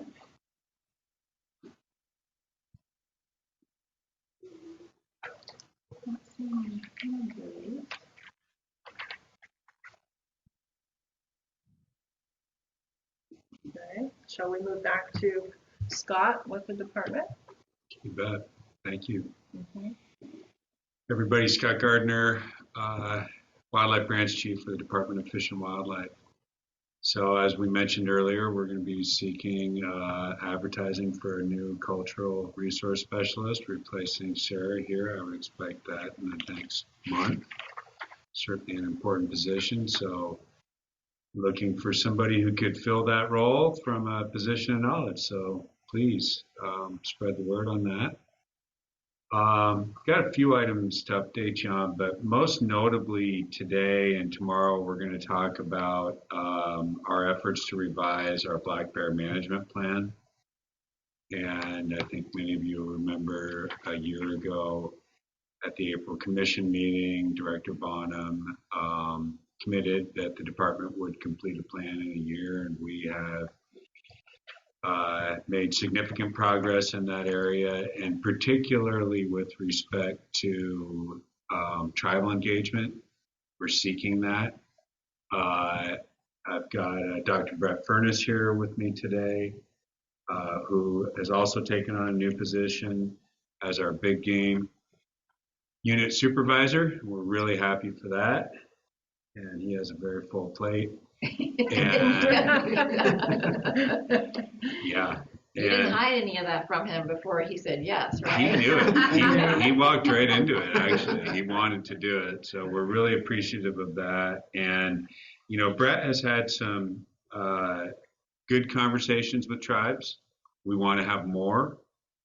And we would like to plan some listening sessions in about the next month. And Brett, I don't know if you have any items you'd like to highlight the committee, please. Well, just that we're nearing completion of a draft of the management plan that later this year we'll be able to share for further comment. I would say, you know, as I've said before, a big component of that plan is to update our population monitoring approach for counting bears, and being able to do that not just at the state level, but within different regions, ecological regions around the state. So that would be useful for informing management and conservation. So the plan itself isn't going to be a vehicle for regulatory changes. It's just providing a transparent description of how we would be using the science we collect to assess the state of bears and interactions with us, society, and then using that to show how information can be used to make recommendations moving forward. So that's the first step. And so population monitoring is a big part of it, but also, as Scott said, engagement with tribes is, I would say, equally important. And so far, with Sarah's help, we sent out a notice to all of the tribes in California last year. The formal notice, we're going to be revising the plan, inviting consultation input. We haven't got a lot of response back yet. We'd like to get more, but we have initiated discussions with 6 different tribes. And I'd say through that, I think we have learned a lot. And so different categories of input that I've received is, different aspects of their management that we could provide clarification and the tribal roles in that. Providing, resources for enabling tribes to be able to address some of these things on their own, and also working with us. And I'd say I also learned a lot about, there's actually a lot of active science going on in tribes, studying bear and moving forward to expand that. So that's something that we're certainly interested in, working with tribes, partners in science, but also finding ways to provide capacity so that can go forward. So we have this big population monitoring approach that is relying on the age structure data that hunters are providing, an important source of citizen or community science. The harvested bears, we get the teeth, we can send them to a lab, and that gives us age structure information. But also we want to, that helps us model the population. But also we envision a number of maybe 10 to 15 local study areas around the state to get additional information on vital rates and other things. And I think, tribes could be part of that as well. And so we started those conversations too. But we really would like to get more input, because we're going to be writing a section in the conservation framework of the plan about the tribes, their authority, and also just the co-management and their perspectives towards bear. And so we've got comments from some tribes, but there's I think 180 in California. So we'd really like to widen that. And so that's one reason we're working with Sarah and Scott to set up these listening sessions in May. Right. So we could maybe get some guidance from the folks who are participating, the tribal members today, and also from what's any recommendations on how best to do that. I will say that consulting with Sarah, she recommended that we maybe have two of them, one during kind of working hours and another one kind of during non-working hours, to be able to find a way that everyone can participate. Yeah, we're really seeking ways to move past, what we've done in terms of providing letters, notices, this sort of thing, and just really actively engage tribes. And, we'd be really interested to hear from anybody who can point us in the right direction on that. So maybe I'll move off bear, and of course anybody can ask any questions. I'm sorry, can I make a couple of comments, Scott? A really good way to get information out, excuse me, is through the regional chairmen's associations. And so if I had a document that I could send to each association, there's Northern, Central, Southern, and then an overall California Chairs Association, it would be something coming from them down to technical staff, I think would be really helpful. And I'm very curious, HOOPA has a very robust marine biologist. Are you working with Mark Higley at all on the HOOPA efforts with bear management? He's a great. We did reach out to, you helped us reach out to HOOPA, right? We reached out, but we haven't heard, so we just need to do some following up. And then now, coordinating with our regional liaisons that are in Region 1, using their ability and the relationships that they're establishing to help us engage with tribes too. I'm gonna let Mark know to get a hold of someone. Yeah. Would it be you? Yeah, it could be me. Okay. Okay. Because he's been there for umpteen years and he has some great information and documentation. He's been studying the bears for a long time. That would be great. I mean, I have worked with HOOPA in the past on Fisher, and so, but not on bear yet. So that would be wonderful. Okay. Yep. Thank you. Oh, no, thank you. I'm sorry. Thank you so much. And, I guess I would just say similarly, we're a little further along in the process of a new bighorn sheep plan, but we also want to seek active tribal engagement there. We've gone through a couple of peer reviews and we'll have a public review coming up for that plan. sometime this year, but we certainly want a unique tribal review and any, engagement we can find there as well. Those are kind of the two big management plans we're working through now.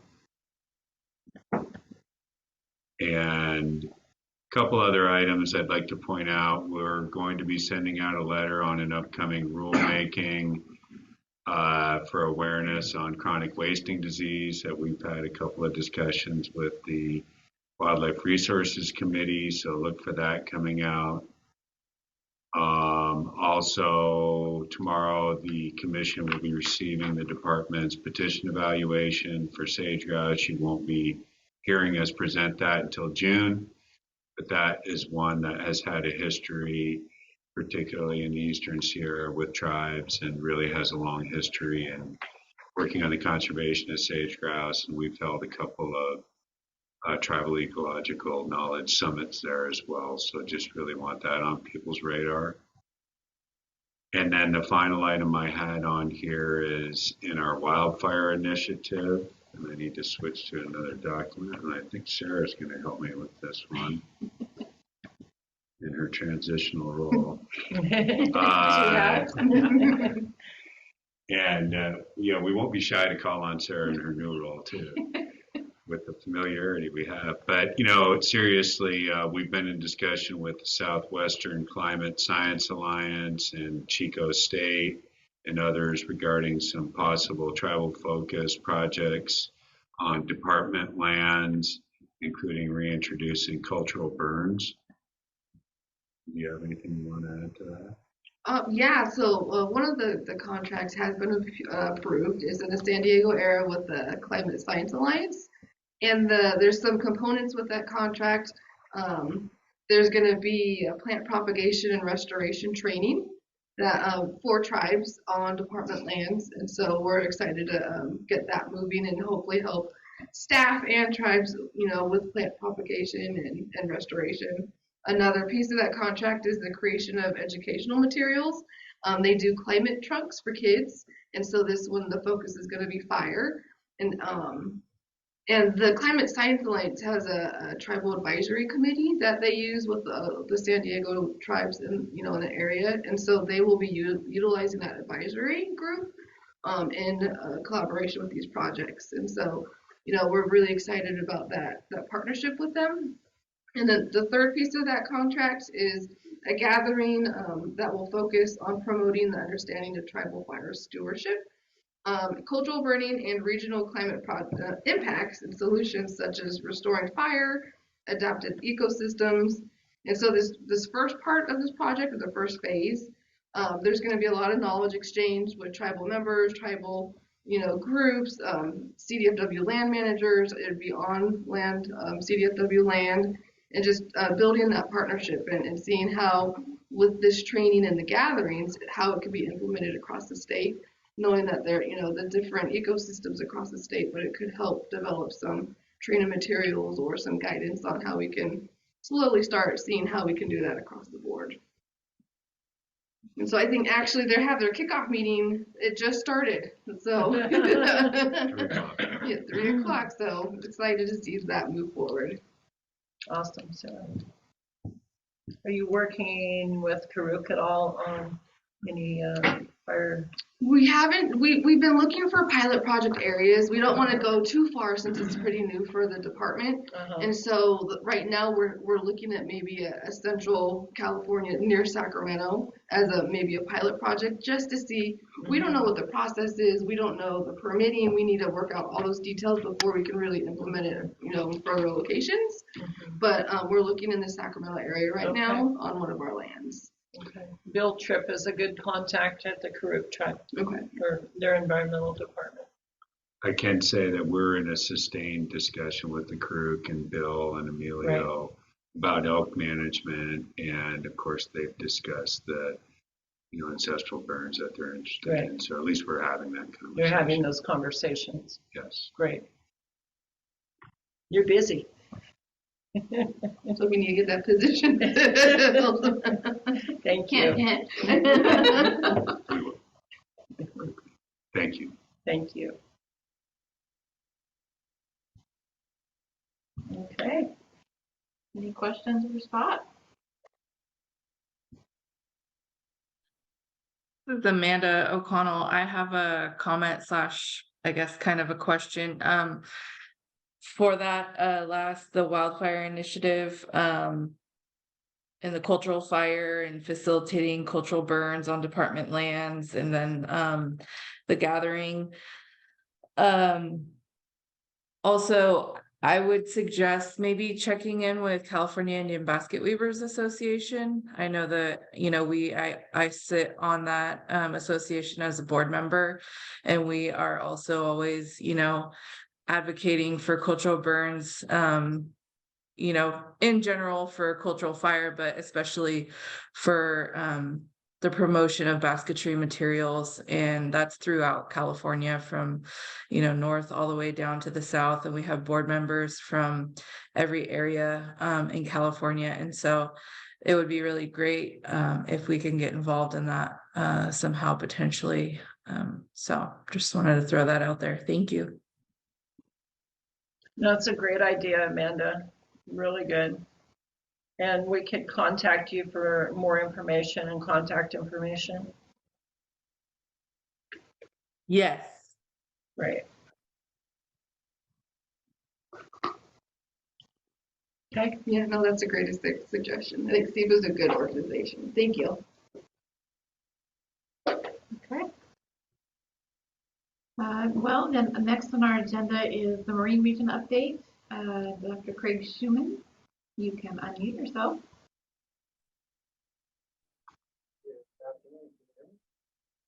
We're having a hard time hearing you.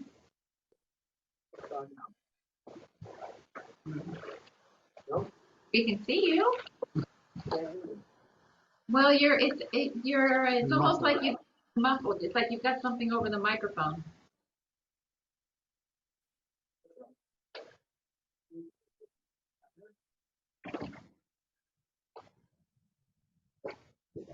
How about that? Is that better? Can you hear me? That's better. It's better.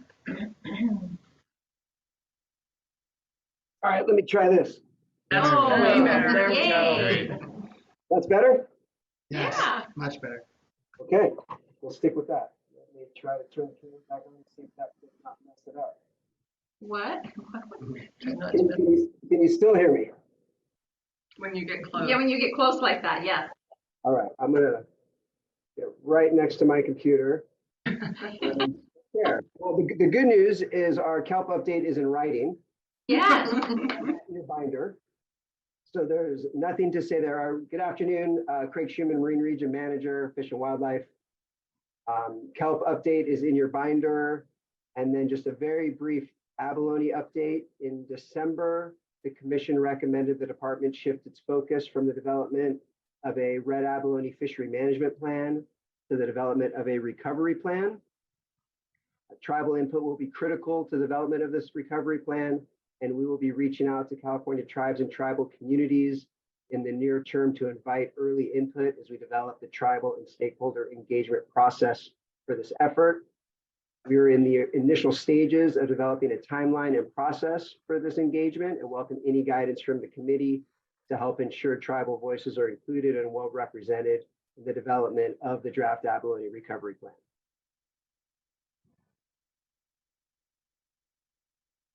Awesome. Thank you, Craig.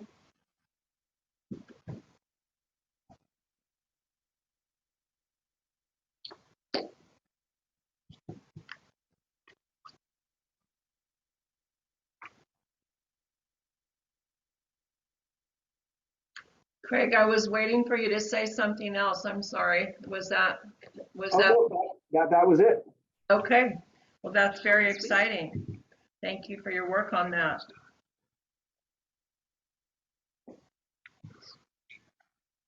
Okay, well, if that's it, then next on the agenda, we'll move to commission staff, starting with Wildlife Resources Advisor Ari Corman. Okay, my name is Ari Corman. I'm the Wildlife Advisor for the Commission. Just real short background, the commission has 3 committees. This is one of them, the Tribal Committee that we're sitting in now. There's also a Wildlife Resources Committee and a Marine Resources Committee. And like this committee, the WRC and MRC don't make decisions. They make recommendations that go to the full commission, and the full commission is the one that makes decisions. But they serve an important advisory role in vetting and discussing items. And so we just wanted to run down the schedules for the next meeting and some of the topics that we're talking about and have on the plan. So the first thing that I wanted to speak about, well, I'll do the schedule first, and then there's one other thing that I want to talk about. So the next WRC is scheduled for May 17th, right? It will be in the Monterey Santa Cruz area. I don't think we have a spot yet, but there's some things in the works, and we should have an actual location pretty soon. So up for the topics that are proposed for discussion at that meeting will be, first of all, our regular portfolio of periodic regulations. These are regulations that we discuss every year and end up doing probably most of them from year to year, although not all of them. So we'll get updates and initial vetting on upland game bird hunting, mammal hunting, waterfowl hunting, Central Valley sport fishing, Klamath River Basin sport fishing, and inland sport fishing. That'll be the striped bass slot limits. We'll get an update on that. We'll also be getting a recommendation on the latest inland sport fishing rulemaking that was discussed last meeting. We have, so that's the first discussion and regulatory item. We have 3 more regulatory items that we will be discussing and or getting recommendations for. The first will be, or the next will be wildlife rehabilitation. We had a long discussion on that last time and are hoping to get a slew of wildlife rehabilitators to come and participate in that discussion. Next will be getting an update and potential recommendation on the department lands package, and that is a whole bunch of regulatory changes for different department lands, wildlife areas, and ecological reserves throughout the department network. And there's a whole bunch of proposals for that. If you're interested, you can take a look at the the materials for the last WRC, and meeting materials will be coming out in the next month for that, so you can get details on that. And the final regulatory item that we will be discussing are wild pig validations. This is in response to a wild pig bill that was passed last year, and that requires some regulatory items. The big item for that is changing from tags to validations, but there are a whole bunch of other changes which go along with that. And so that's actually turning out to be a pretty large package with a whole bunch of changes to deal with that. And we'll be getting just an initial vetting and a discussion from the department to introduce the package and what they're considering for that. Next, we'll be getting an update and hope to have a discussion on the American bullfrog and non-native turtle stakeholder engagement project.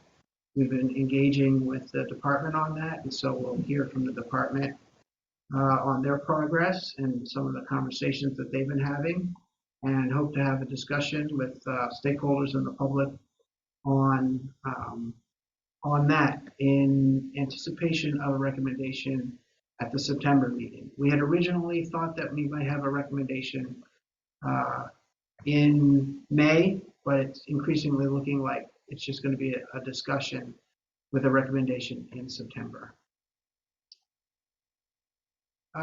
There's two more items. The white sturgeon was a big topic at the last meeting, and for discussion. And so the department will be providing an update on what it's been finding out about white sturgeon and some potential plans for action in the future. And finally, there is a stakeholder proposed topic, which the commission will take up tomorrow, and we'll see if they agree with the recommendation to put that on the topic, and it has to do with the take of non-game species. We'll be hearing a little bit more about that tomorrow at the commission meeting, and we'll see if the commission wants to put that on the work plan. So that's a rundown of the next meeting. The next item that I wanted to discuss, because it's in your package, is the wild trout waters proposal to the commission. It's exhibit 4.6 in the meeting materials, if you have those in front of you, if you have those available. This has to do with the removal of the Klamath Dam, which is obviously a project which tribes have been involved in from the beginning and are really interested in. As part of that, the commission designates, step back, the commission designates wild trout water areas. Those are special areas for what you might consider excellent trout fishing, and develop a management plan for those areas. And one of those trout water policies is within the footprint of the dams coming down, of the effects of the dams coming down, and might be closed temporarily. And so the commission staff has proposed a amendment, an update to its policies to allow for temporary closures of those areas without undesignation of those areas. That's a sort of a quick update, but you can take a look at the proposed revisions if you'd like. And if you have any questions about that, you feel free to get in touch with me. We'll just be proposing it for the commission to take a look at it tomorrow. And you're welcome to attend the meeting and comment on that. The commission would love to hear from you. Or you can comment now if you'd like. And that's all for WRC that I have. Thank you, Ari. Great update. Questions now? Mm-hmm. Any questions on Ari's report?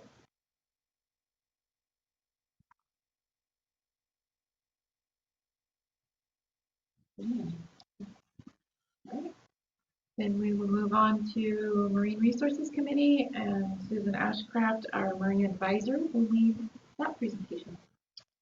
Great, thank you, Melissa and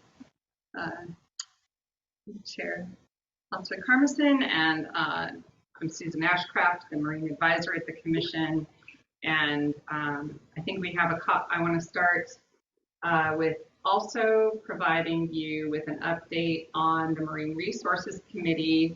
And again, part of our purpose is to provide a forum here for you to be able to stay up to date on the activities that are the topics that are being discussed at the Marine Resources Committee, and be able to share perspectives here, either at current meetings or at future meetings, that to share the tribal perspective.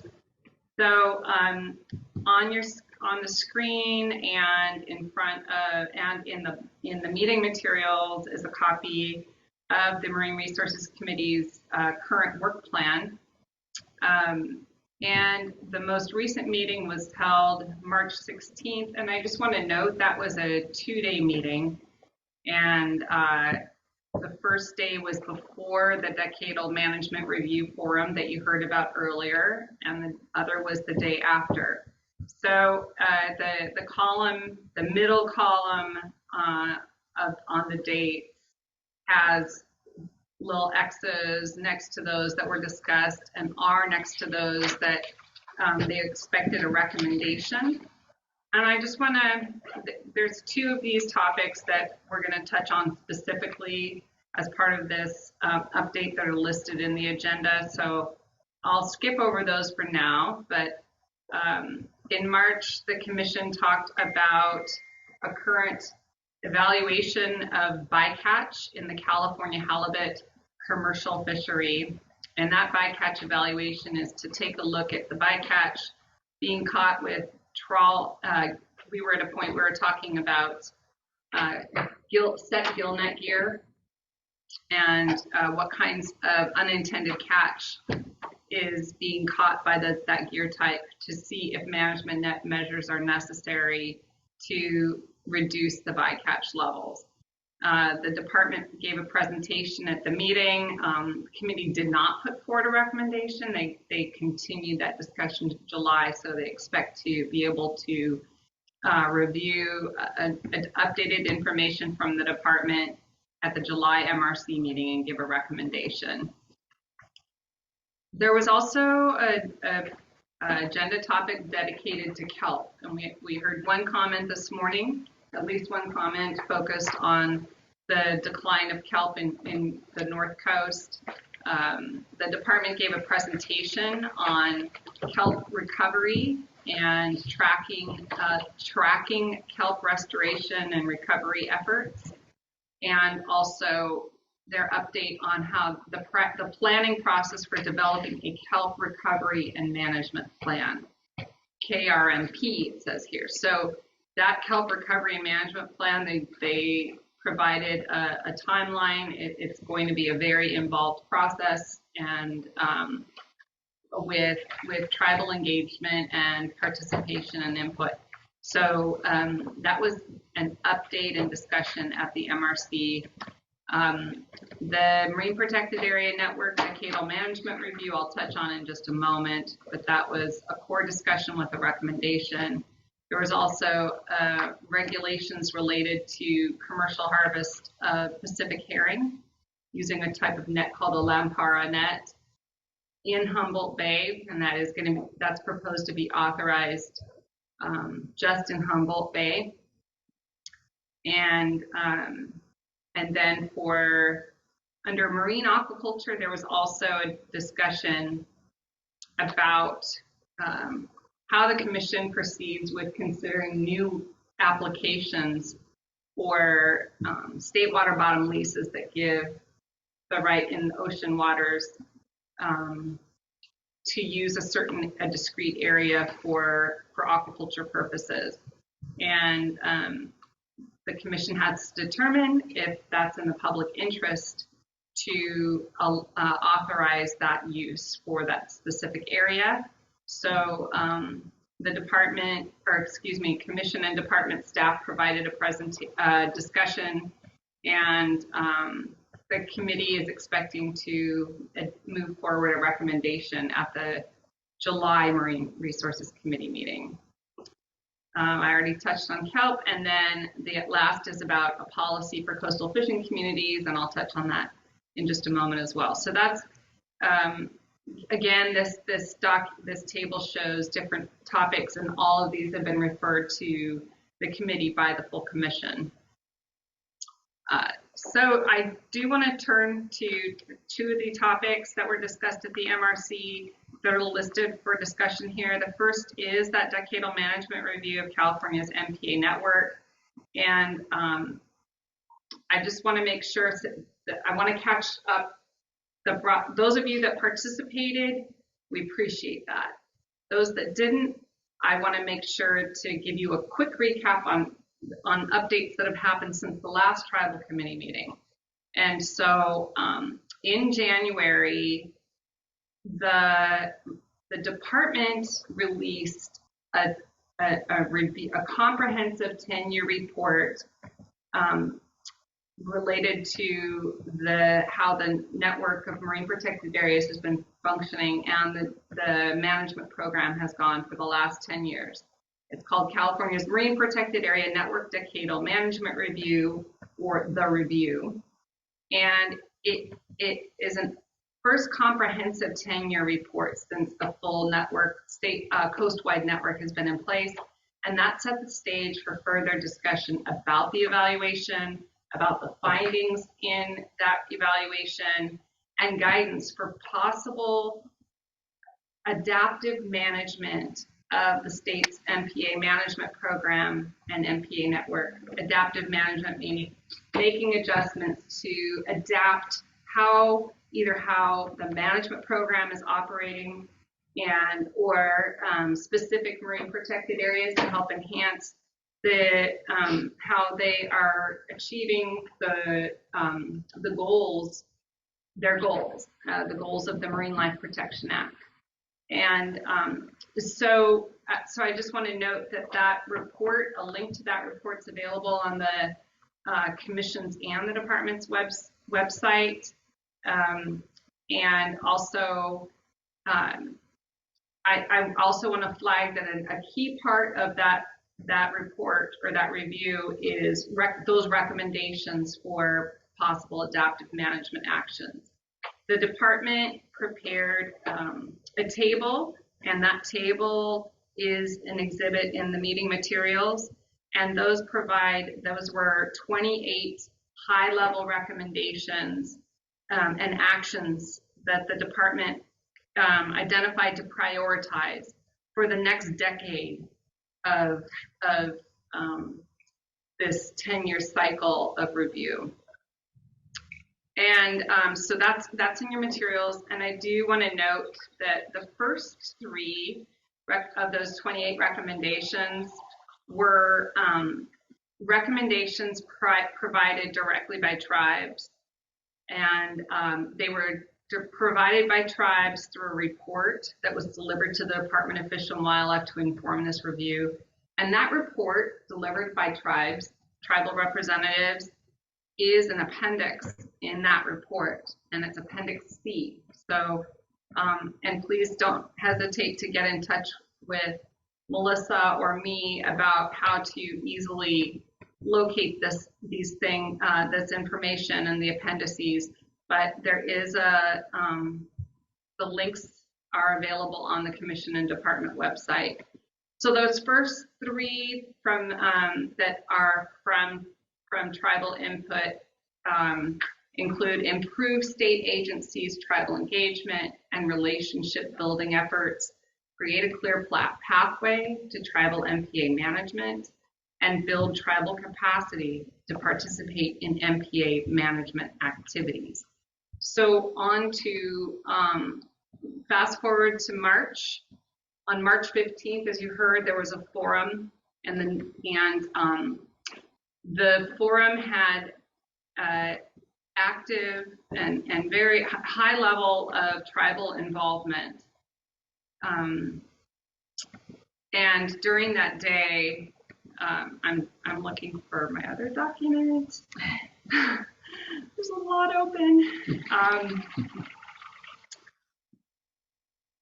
Yeah, so I'll just share that there was a high level of tribal involvement, and the day was structured around 4 panels, and there were at least 2 tribal representatives on each panel. Over 20 members of tribes or tribal communities were there, and many more on the phone that couldn't get there because of the flooding. And some of the key input really related to how the state, including the department and the commission, could more effectively engage with tribes. And there was a myriad of various ways that's discussed of how that could occur. So some of those, many of the people that were there from tribal people that were there had not been involved in the marine protected area planning process at the beginning. So they're new to this process, but they're interested in being involved deeply. And so they were invited by the MRC co-chairs in the department to be involved, to engage. And also we reminded them of this tribal committee as a pathway to participate and have a specific place set aside for your voices to be heard. And so just restating, yeah, so it did take a significant, it took a significant focus of that day, which led to some very, some healthy and good dialogue. The day after, on March 16th, that was the second day of the Marine Resources Committee meeting, and that day was dedicated exclusively to hearing feedback from the public and from tribal feedback and public feedback on the review and those recommendations for how to move forward with potentially adapting management. The first part of the day was dedicated to any tribal input, and that spanned for over an hour and a half, I think, at least an hour and a half. So that was also a robust discussion. The MRC heard from over 150 people. So it was a lot. It was an all-day meeting of really listening and learning. The MRC requested to all the participants and more broadly, they said they would like to hear input on those adaptive management recommendations and actions to prioritize. What are the highest priorities? And so they asked to receive that input, and they did develop an MRC recommendation. The commission is receiving that MRC recommendation on Thursday of this week. And there's also a more detailed report about that that's in the commission's meeting materials that you may want to take a look at. The MRC recommended that the department look at that table of recommendations and come up and identify kind of tiers of priorities that it would recommend that for prioritization, so that at the July meeting, the committee could hopefully it could lead to a recommendation for where to focus time and excuse me, in the near term and then in the longer term from within that list. So that's all I have on the MPA network update. I know that was lengthy. Thank you for listening. I just want to make sure everyone's up to speed on that. Very good, Susan. I'd like to say something before you move on, if I could. Excuse me, I need to get water first.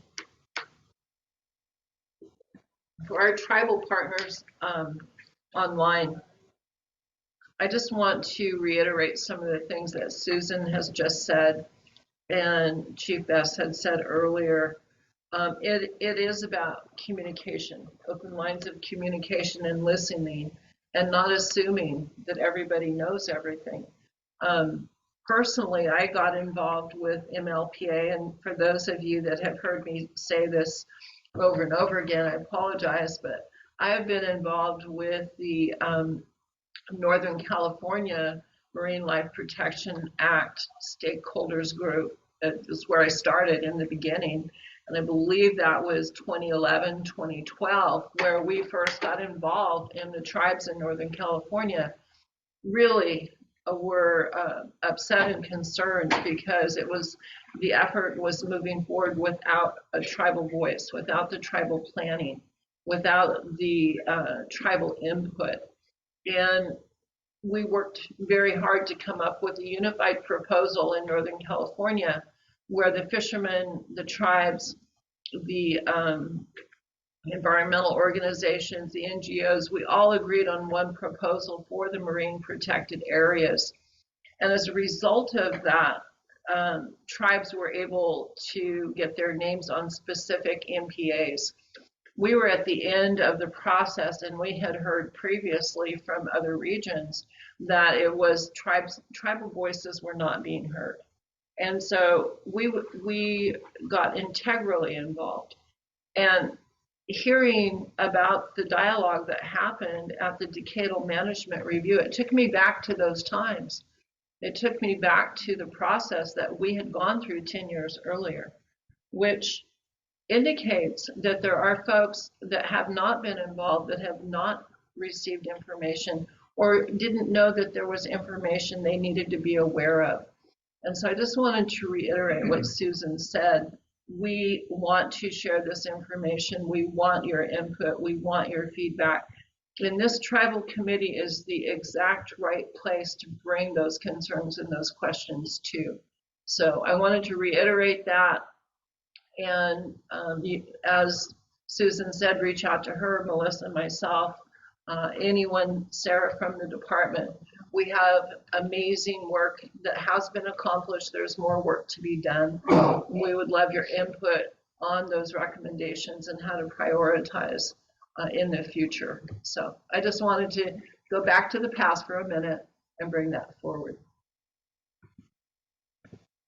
Any comments on the decadal management review or the information Susan has presented so far? Hi, this is Ruthie Maloney. I'm the North Coast Regional Tribal Consultant for the Decadal Management Review. And I work with Strategic Earth. So I really, I appreciate all those comments, and I really want to just say that with having regional tribal consultants from Southern, Central, and Northern California to do tribal outreach for this DMR report, I think was key to the event at the NPA forum in Monterey. I mean, you know, we also, doing the outreach allowed us to really start to build those relationships with tribes, especially even, you know, federally, non-federally recognized state tribes, and also tribal members. So by allowing those regional tribal consultants to, I just want to reiterate how important the role is throughout the state in order to get that tribal voice. So, you know, that's very important to have those tribal consultants within their own tribes, so that, because they have those connections and they have those people that they know. Also, the tribal, I'm also the founder of North Coast Native Protectors and the Tribal Marine Collaborative. We also, that's a group of tribal members who, throughout the state with like-minded marine concerns, and also they may be marine scientists and chemical specialists. You see Fred Briorns. We have several people that were on the call that are from the Tribal Marine Collaborative or with the Tribal Marine Collaborative. And I just really want to say that we help bring tribal people to those types of forums so that the tribal voice can be heard. And I think that was very well expressed at the forum. You know, Fred Briorns also is on the board of the North Coast Native Protectors, and he again spoke about some funding agencies, the California Tribal Fund that also supported, and Seventh Generation Fund that also supported the efforts to get tribal people to those types of forum. We also attended the Tribal Water Summit. So again, I really would like to say that OPC, and there's other funding that is needed for other tribal interests. And I also want to impress that, you know, we need to look at how can other tribal groups participate at the UC level, because again, I mentioned a letter that was sent to the California Climate Action funder that we were trying to work with and do an intertidal research with Marine. And you know, there needs to be some dialogue between OPC and other interested area tribes throughout the state. But I agree that the MPA forum was a great step, and I could see it forming into like the Tribal Water Summit like we just saw last week. So thank you. Thank you, Ruthie. Hey, Miss Susan, want to continue on?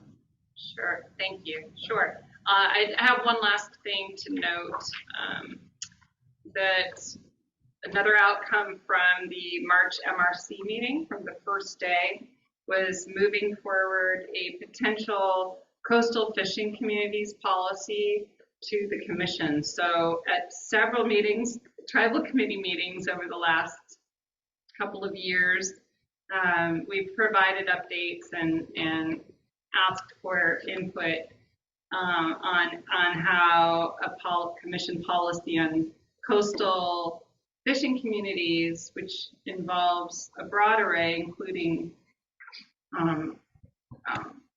tribal members that are connected to the coast, and so at this last March MRC meeting, we finally got to a point where it's a final stage, and the MRC is recommending that the commission schedule consideration and potential adoption of that policy. So the recommendation is going to the MRC this week, from the MRC to the commission this week. And if they support that, then the commission would consider approving it at the June commission meeting. And a copy of the draft policy is in the meeting materials for anyone who wants to take a look, and we welcome your feedback. That's exciting, Susan. Yeah. Just gratitude to a lot of former Sea Grant Fellows and the Department of Fish and Wildlife, and a large range of collaborative participants in shaping that over time. And we look forward to moving it forward. Thank you and everyone for all your hard work on that. And that's all I have. Thank you, Susan. I would like to just note for our tribal partners joining us via Zoom, for those who may not be aware, the commission has three committees, one tribal committee, marine resources and wildlife resources. And all three of these committees really play a critical role in the work of the commission. So in years past, the commission had ad hoc committees that would meet sometimes here and there, and some subjects would get discussed before they went to the full commission. And there was a recognition some years ago during a strategic planning effort that there really was great benefit to having committee meetings where the conversations are more informal. It's not an issue of someone coming up to a podium and speaking for their 2 or 3 minutes about their issue or their concern, and please do or don't vote for this particular outcome. But the value is in the dialogue, the back and forth, the identifying potential solutions. One, making sure that we all understand what the problem is and that we have at least a similar definition of the problem before we begin tackling potential solutions. And then using the committees as the opportunity to develop the solution space that then ultimately goes to the commission. And it really has made a huge difference in how the commission functions. It's improved the decision-making process, in my opinion, and others have expressed the same. We oftentimes have far less dramatic commission meetings than perhaps what some have experienced in years past.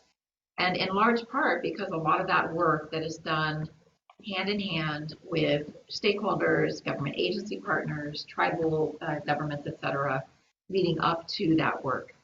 So the committees play a really important role in the work of the commission, and that's really the place to begin to plug in when there are issues or concerns or things that need to be addressed.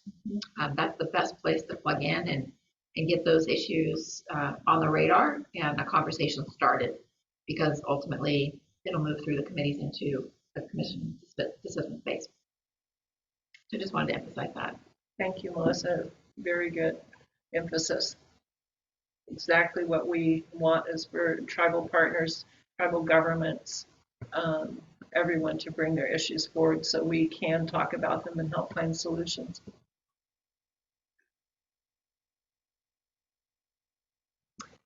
Then the next item on the agenda is the Tribal Subsistence Harvest Definition Work Group. That item, the commission had provided direction to staff to send a letter to California's tribes and tribal communities requesting input on the functioning of that work group. And so I included that since there were over 200 letters sent, closer to 250 letters sent, I just provided an example, a sample letter. In fact, I believe there are still a handful of letters that haven't gone out yet that will go out in the next day or two, but the vast majority have been sent already. Big thanks to the team that helped prepare those and get those out the door. And we'll be looking for feedback from California's tribes and tribal communities with regard to the functioning of that work group. And we've requested input from everyone by the first week of June so that the commission can take up that input in its decision with regard to how that committee or how that work group moves forward from here. Can we put that up on the screen? Can someone share their screen by chance? Yes. It helps to have a visual. Yeah. Pull it up real quick here. And there's the sample. It's going to be a little difficult to read the whole thing, but I'll make it a little smaller. But,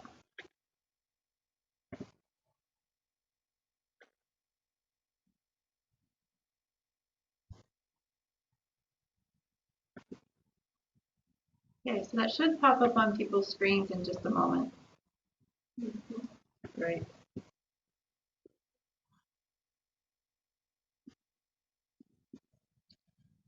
The other thing, of course, that's a challenge is that the efforts that that work group was making were really very strongly supported by our tribal advisor and liaison, Chuck Strickland.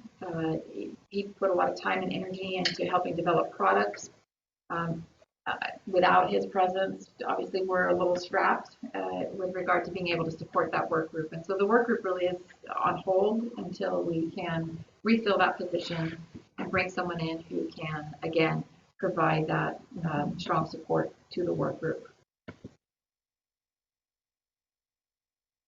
Thank you, Melissa. And I just wanted to reiterate that the tribal committee is recommending that the work group be moved under the committee and that the discussions be a standing agenda item during the committee's public meetings. Nothing in this recommendation would preclude tribes from caucusing separately during committee meetings. So looking at both opportunities, one to remain informal and function as an ad hoc committee without public participation that eventually reports its recommendations to the commission, tribal committee, or to be moved under the auspices of the commission, tribal committee as a standing agenda item, such that discussions are held in an open public meeting and recorded.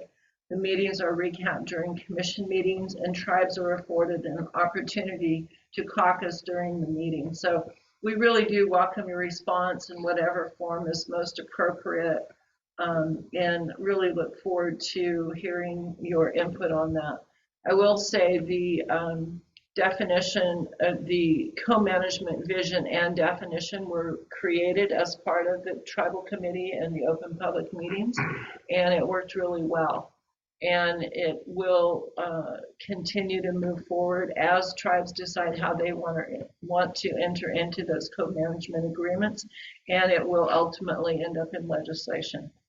So I think it's a very good model, and I look forward to seeing what the tribal partners and governments would like to do and how to move forward.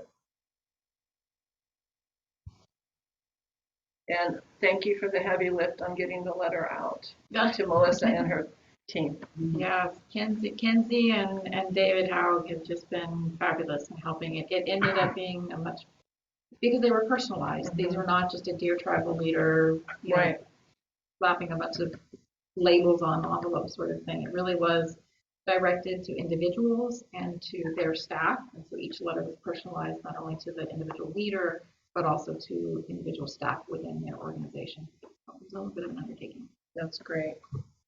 And it does take a lot of time to do that kind of work. Yeah, largely because the information is not provided in a way that makes it easy to create those sorts of letters.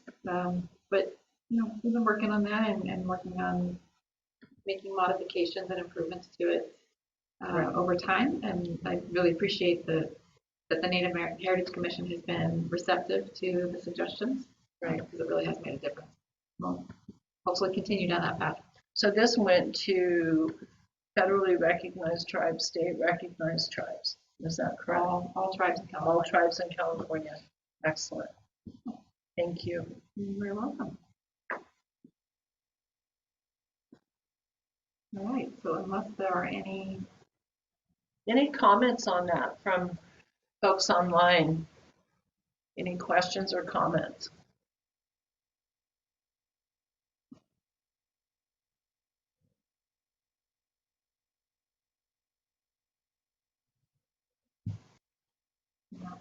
not raised hands, so with that in mind, then the update on the Justice, Equity, Diversity, and Inclusion Plan, very exciting news. We had gone out to a request for proposals a couple months ago. Actually, we even going further back, we went out the first time and we didn't receive any qualified applications. I believe it was the issue, but we went back out the second time. We made modifications to the request for proposal. There was an increase in the amount of funding available, et cetera, and received several really good quality applications or proposals from consultants, and went through a review process, interview process, and one of the consultants was selected as the top candidate. I understand that they're going through the process now of doing the final vetting and paperwork and confirming a number of things. So we should be able to announce that hopefully I'm hoping in the next couple of days. Nice. But if not, shortly thereafter, which means that we will have a contractor on board here sometime in the next, hopefully 30 days, 30 to 45 days, to return to a more directed effort at developing that plan. And obviously we have continued to incorporate elements of it in the work that we do on a daily basis, but this will allow us to actually develop a full plan and bring it to the commission for approval. That's great news. Super excited about that. Commission rulemaking timetable. So actually a couple of things I want to cover here, and then I know Susan and Ari will jump in and add more as we go along. So one, want to mention that in the meeting binder, there is, of course, the Commission's rulemaking timetable. For our tribal partners, I'm not going to walk through that today. I won't, especially since it's not going to show well on the screen.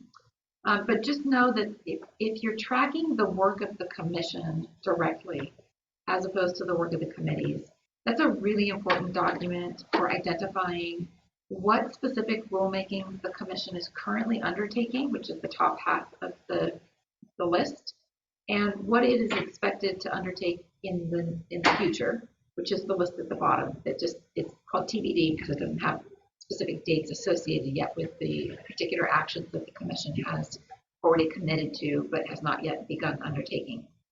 And that document, that rulemaking, what's referred to as a perpetual rulemaking timetable, gives you insight into the next year of Commission work. When is something being vetted with one of the committees? When is that package going to go to notice? When will there be a discussion about it? When is the adoption scheduled? What sections of Title 14 are actually being changed, etc. So if you ever have any questions about that document and how to read it or use it, please don't hesitate to contact myself or either of our advisors, Ari or Susan, and we'll help you with that. But just know that that's a really important document for tracking the work of the commission. In addition to the meeting agendas that come out 6 times a year, so if you aren't currently on the commission's mailing list for meeting agendas, please do add yourself or contact us and have you added, because there are lots of other actions that the commission takes that are not specific to changing regulations.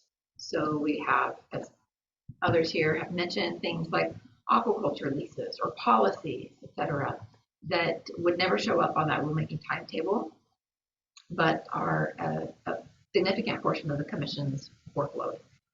So again, meeting agendas are another really important place to gather information about the work of the commission and opportunities for engaging in that. So I included, again, the rulemaking timetable as exhibit. I also included a copy of tomorrow and Thursday's meeting agenda for the commission. That's item exhibit 4.12. You'll also notice there's a 4.13, 4.13 potential agenda items for June 2023. So this is an opportunity to look ahead to 2 months from now, and what is the commission potentially going to be, what actions is the commission potentially considering at that meeting. So it gives you an opportunity to look ahead and see what's coming at the next commission meeting. The meeting materials for tomorrow and Thursday are posted to the website. There's a couple of different ways you can get that. You can download that information if you'd like to. You can download it by agenda item. And so if there's just one agenda item that's of particular interest to you, you don't have to download the entire 50 megabyte binder. You can just download that one agenda item. Or if you are interested in multiple items or the entire agenda, there is what we refer to as a meeting binder, because it used to be printed all 1,000 to 3,000 pages, depending on the meeting and the materials. They used to be put into a binder physically. Now we put them into an electronic binder. And so you can download the full document as well. There's quite a few items on that agenda. I'm not going to walk through all of them. It's a lengthy agenda. But I would note that we are in the heart of legislative session for the state of California. And there are a number of pieces of legislation that are moving through the process that the commission is following. We also have in there a report from the Department of legislation that the department is following. Tends to the ones that we're following tend to be a subset of what the department is paying attention to. And so the department has a report, a legislative report, in the meeting materials as well. I encourage folks to take a look at that. So no guarantee that that legislation will be passed. And if it is passed, that the governor will sign it. But it gives you a sense for the direction that the legislature is heading and the sorts of things that you can anticipate perhaps in the near future. And generally, our commission doesn't take positions on individual bills, but does take positions on subject matter. And so, for instance, in the past, there was a number of bills related to plastic pollution, and the commission didn't take a position on any of those individual bills, but did authorize staff to work with the president to write a letter supporting certain concepts related to plastic pollution and how to reduce it. So that's another place where tribal governments might have an interest if you want the commission to weigh in on some of the actions that are being proposed within the legislative process. The commission sometimes will consider writing a general subject matter letter that we can then forward to members of the legislature. Ari and Susan, anything else you want to highlight? I don't think so, not at this point. Okay. Yeah, thank you. I think you covered it. So those are the items related to the commission and the timetable and the work it does in general. I think in the future, we would probably like to retitle this particular agenda item to be more inclusive. Obviously, the rulemaking timetable is an important document, and one piece of, but it's one piece of many things that the commission Right. does. Right. So we may want to expand that for the future. And that's it for agency and department updates. Okay. So I think that leaves us with the tribal committee work plan and reviewing the work plan, agenda topics, priorities, and timeline. Yes. So David, if you could bring up that slide, we do have a slide similar to the other two, for the other two committees. It's also in the meeting materials for those who have the meeting materials accessible. Live on screen, it might be a little difficult to read. But this gives you an outline of the three columns to the far right are the agenda items for each meeting, for the immediate past meeting, the current meeting, and the next meeting. So you'll see there December 2022 was the last meeting the tribal committee held. April, should say 2023, is today's meeting, and then August is the next meeting. The X's just mean these are items that are currently scheduled for discussion. If any of those had an R in it, that would also be a recommendation potentially from that committee. And so some of the items that are already marked in the far right column are items, many of those are ongoing conversations and updates that the committee receives at each meeting. So for instance, as long as we're doing the Commission JEDI work, we will continue to provide updates to the committee. Same thing with the co-management roundtable. It's one that the committee has indicated want to have that for every meeting, etc. As you saw in the report from the department, the Marine Region, the kelp and algae harvest management regulations were already went through the commission process, and so we're proposing to remove that from future agendas. And then I did propose adding to August, you'll see a blue underlined X for agency updates. That's for, that actually should have said CNRA, California Natural Resources Agency. Geneva would like to come and give you some updates at the August meeting. So that was an addition. And then we previously didn't have August listed for the tribal subsistence definition and management mechanisms. So proposing to add that for August. At that point in time, we should have hopefully feedback from the commission. And those are the only changes staff has at the moment for the work plan, unless you would like to recommend, other than the name change. We do propose, I didn't put it in here, unfortunately, but do propose a name change for just a general staff update. Okay. For commission staff instead of the roaming. I have no recommended changes, but I would love to hear from our tribal partners online if they have any comments or concerns or questions.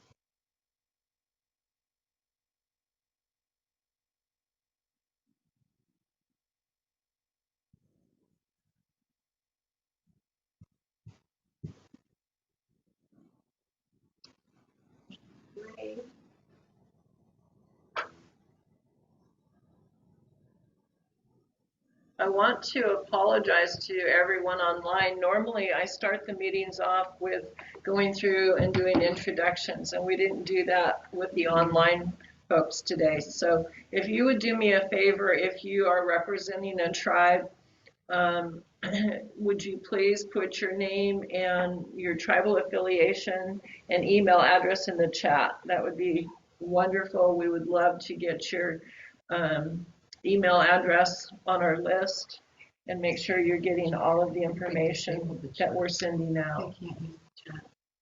Pardon me? They can't. The chat is disabled. Oh, the chat is disabled. Meetings. Oh, I apologize. I didn't realize that. Apologies for that, but there's good reason for it. Okay. Okay.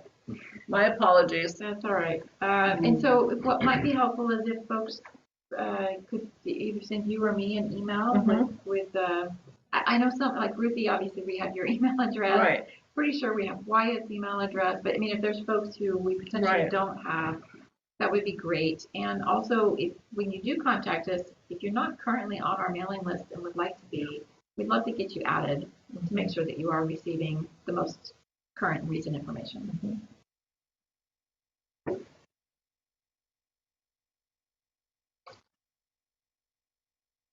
Okay. I think that's our last item for the day. Other than general public comment. Okay. Yeah. I'm having a hard time getting these guys to to talk today. Well, in case there's someone else, I don't know, Gilly or Kinsey, I don't know, somebody maybe wants to provide comments that are, unrelated to the agenda today. Want to make sure we give them that opportunity.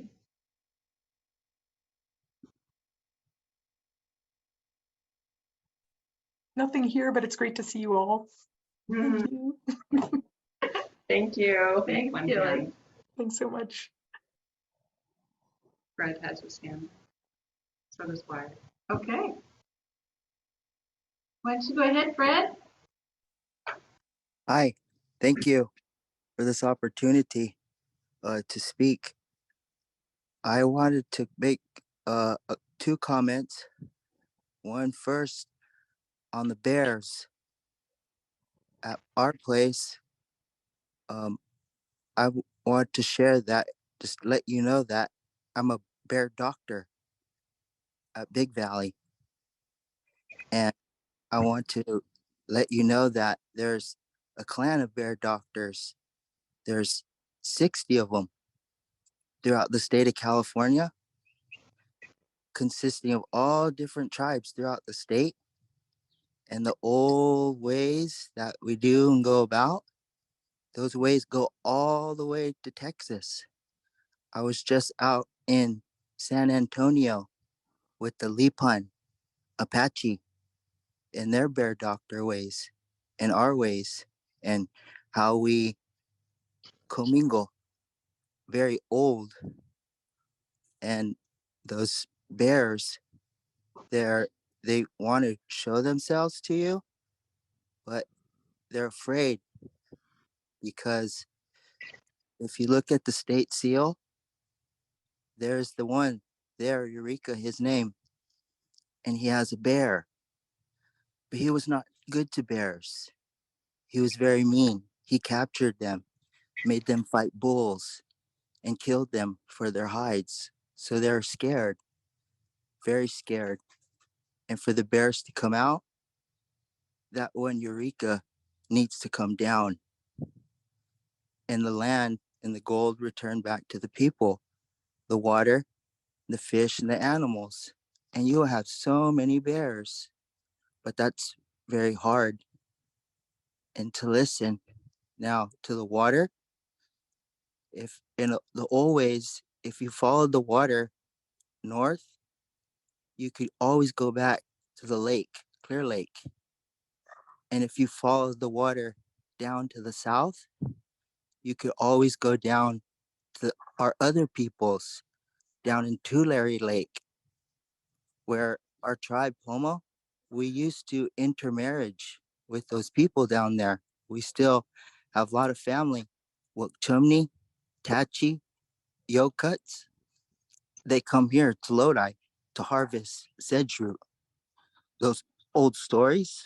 So Tulare Lake, I have to make the comment that that lake there, it existed for how many thousands of years with birds, animals, fish, and then one man now, this Boswell and the rest of the farmers.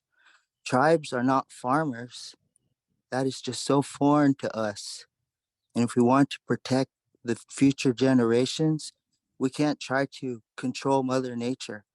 That lake there is so important. It shows that the spirits, they want to come back. And the animals and the fish and the plants, don't hold them back.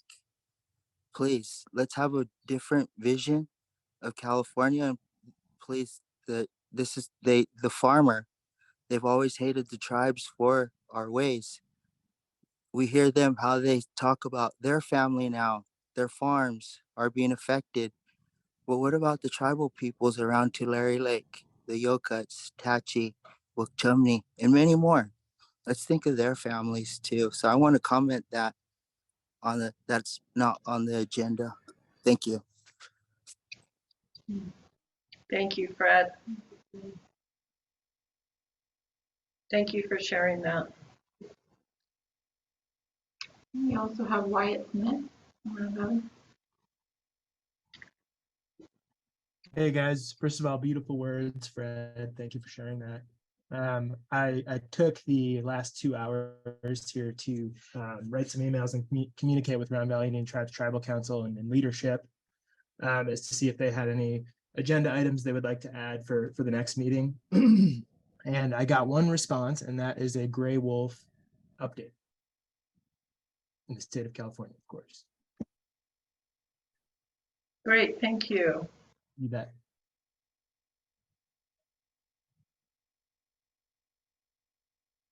We just put that under our departmental updates. The next meeting for informational update. Would that be okay, Scott? Oh, yeah, sure. Make it part of the informational update? Absolutely. Okay. Does that sound okay, Wyatt? Scott's saying that he can include a gray wolf update under his update at the next meeting. That sounds great. Thank you, Scott. My pleasure. Thank you.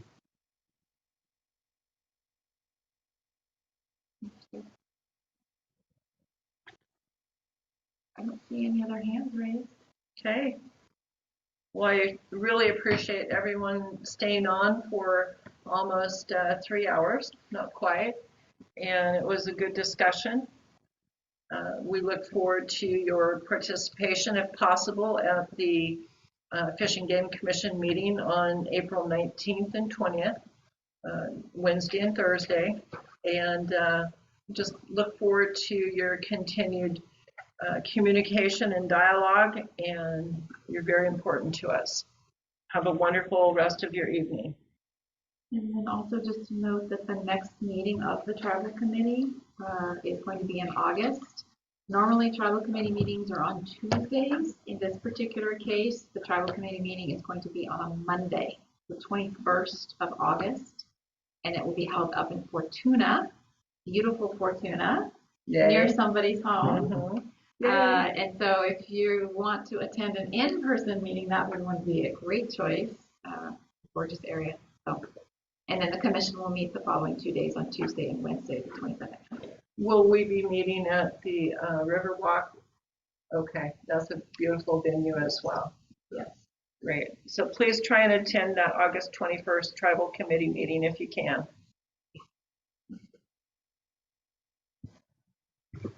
Thank you. Thank you to the department and Fish and Game Commission staff for all your hard work. Thank you. Thank you.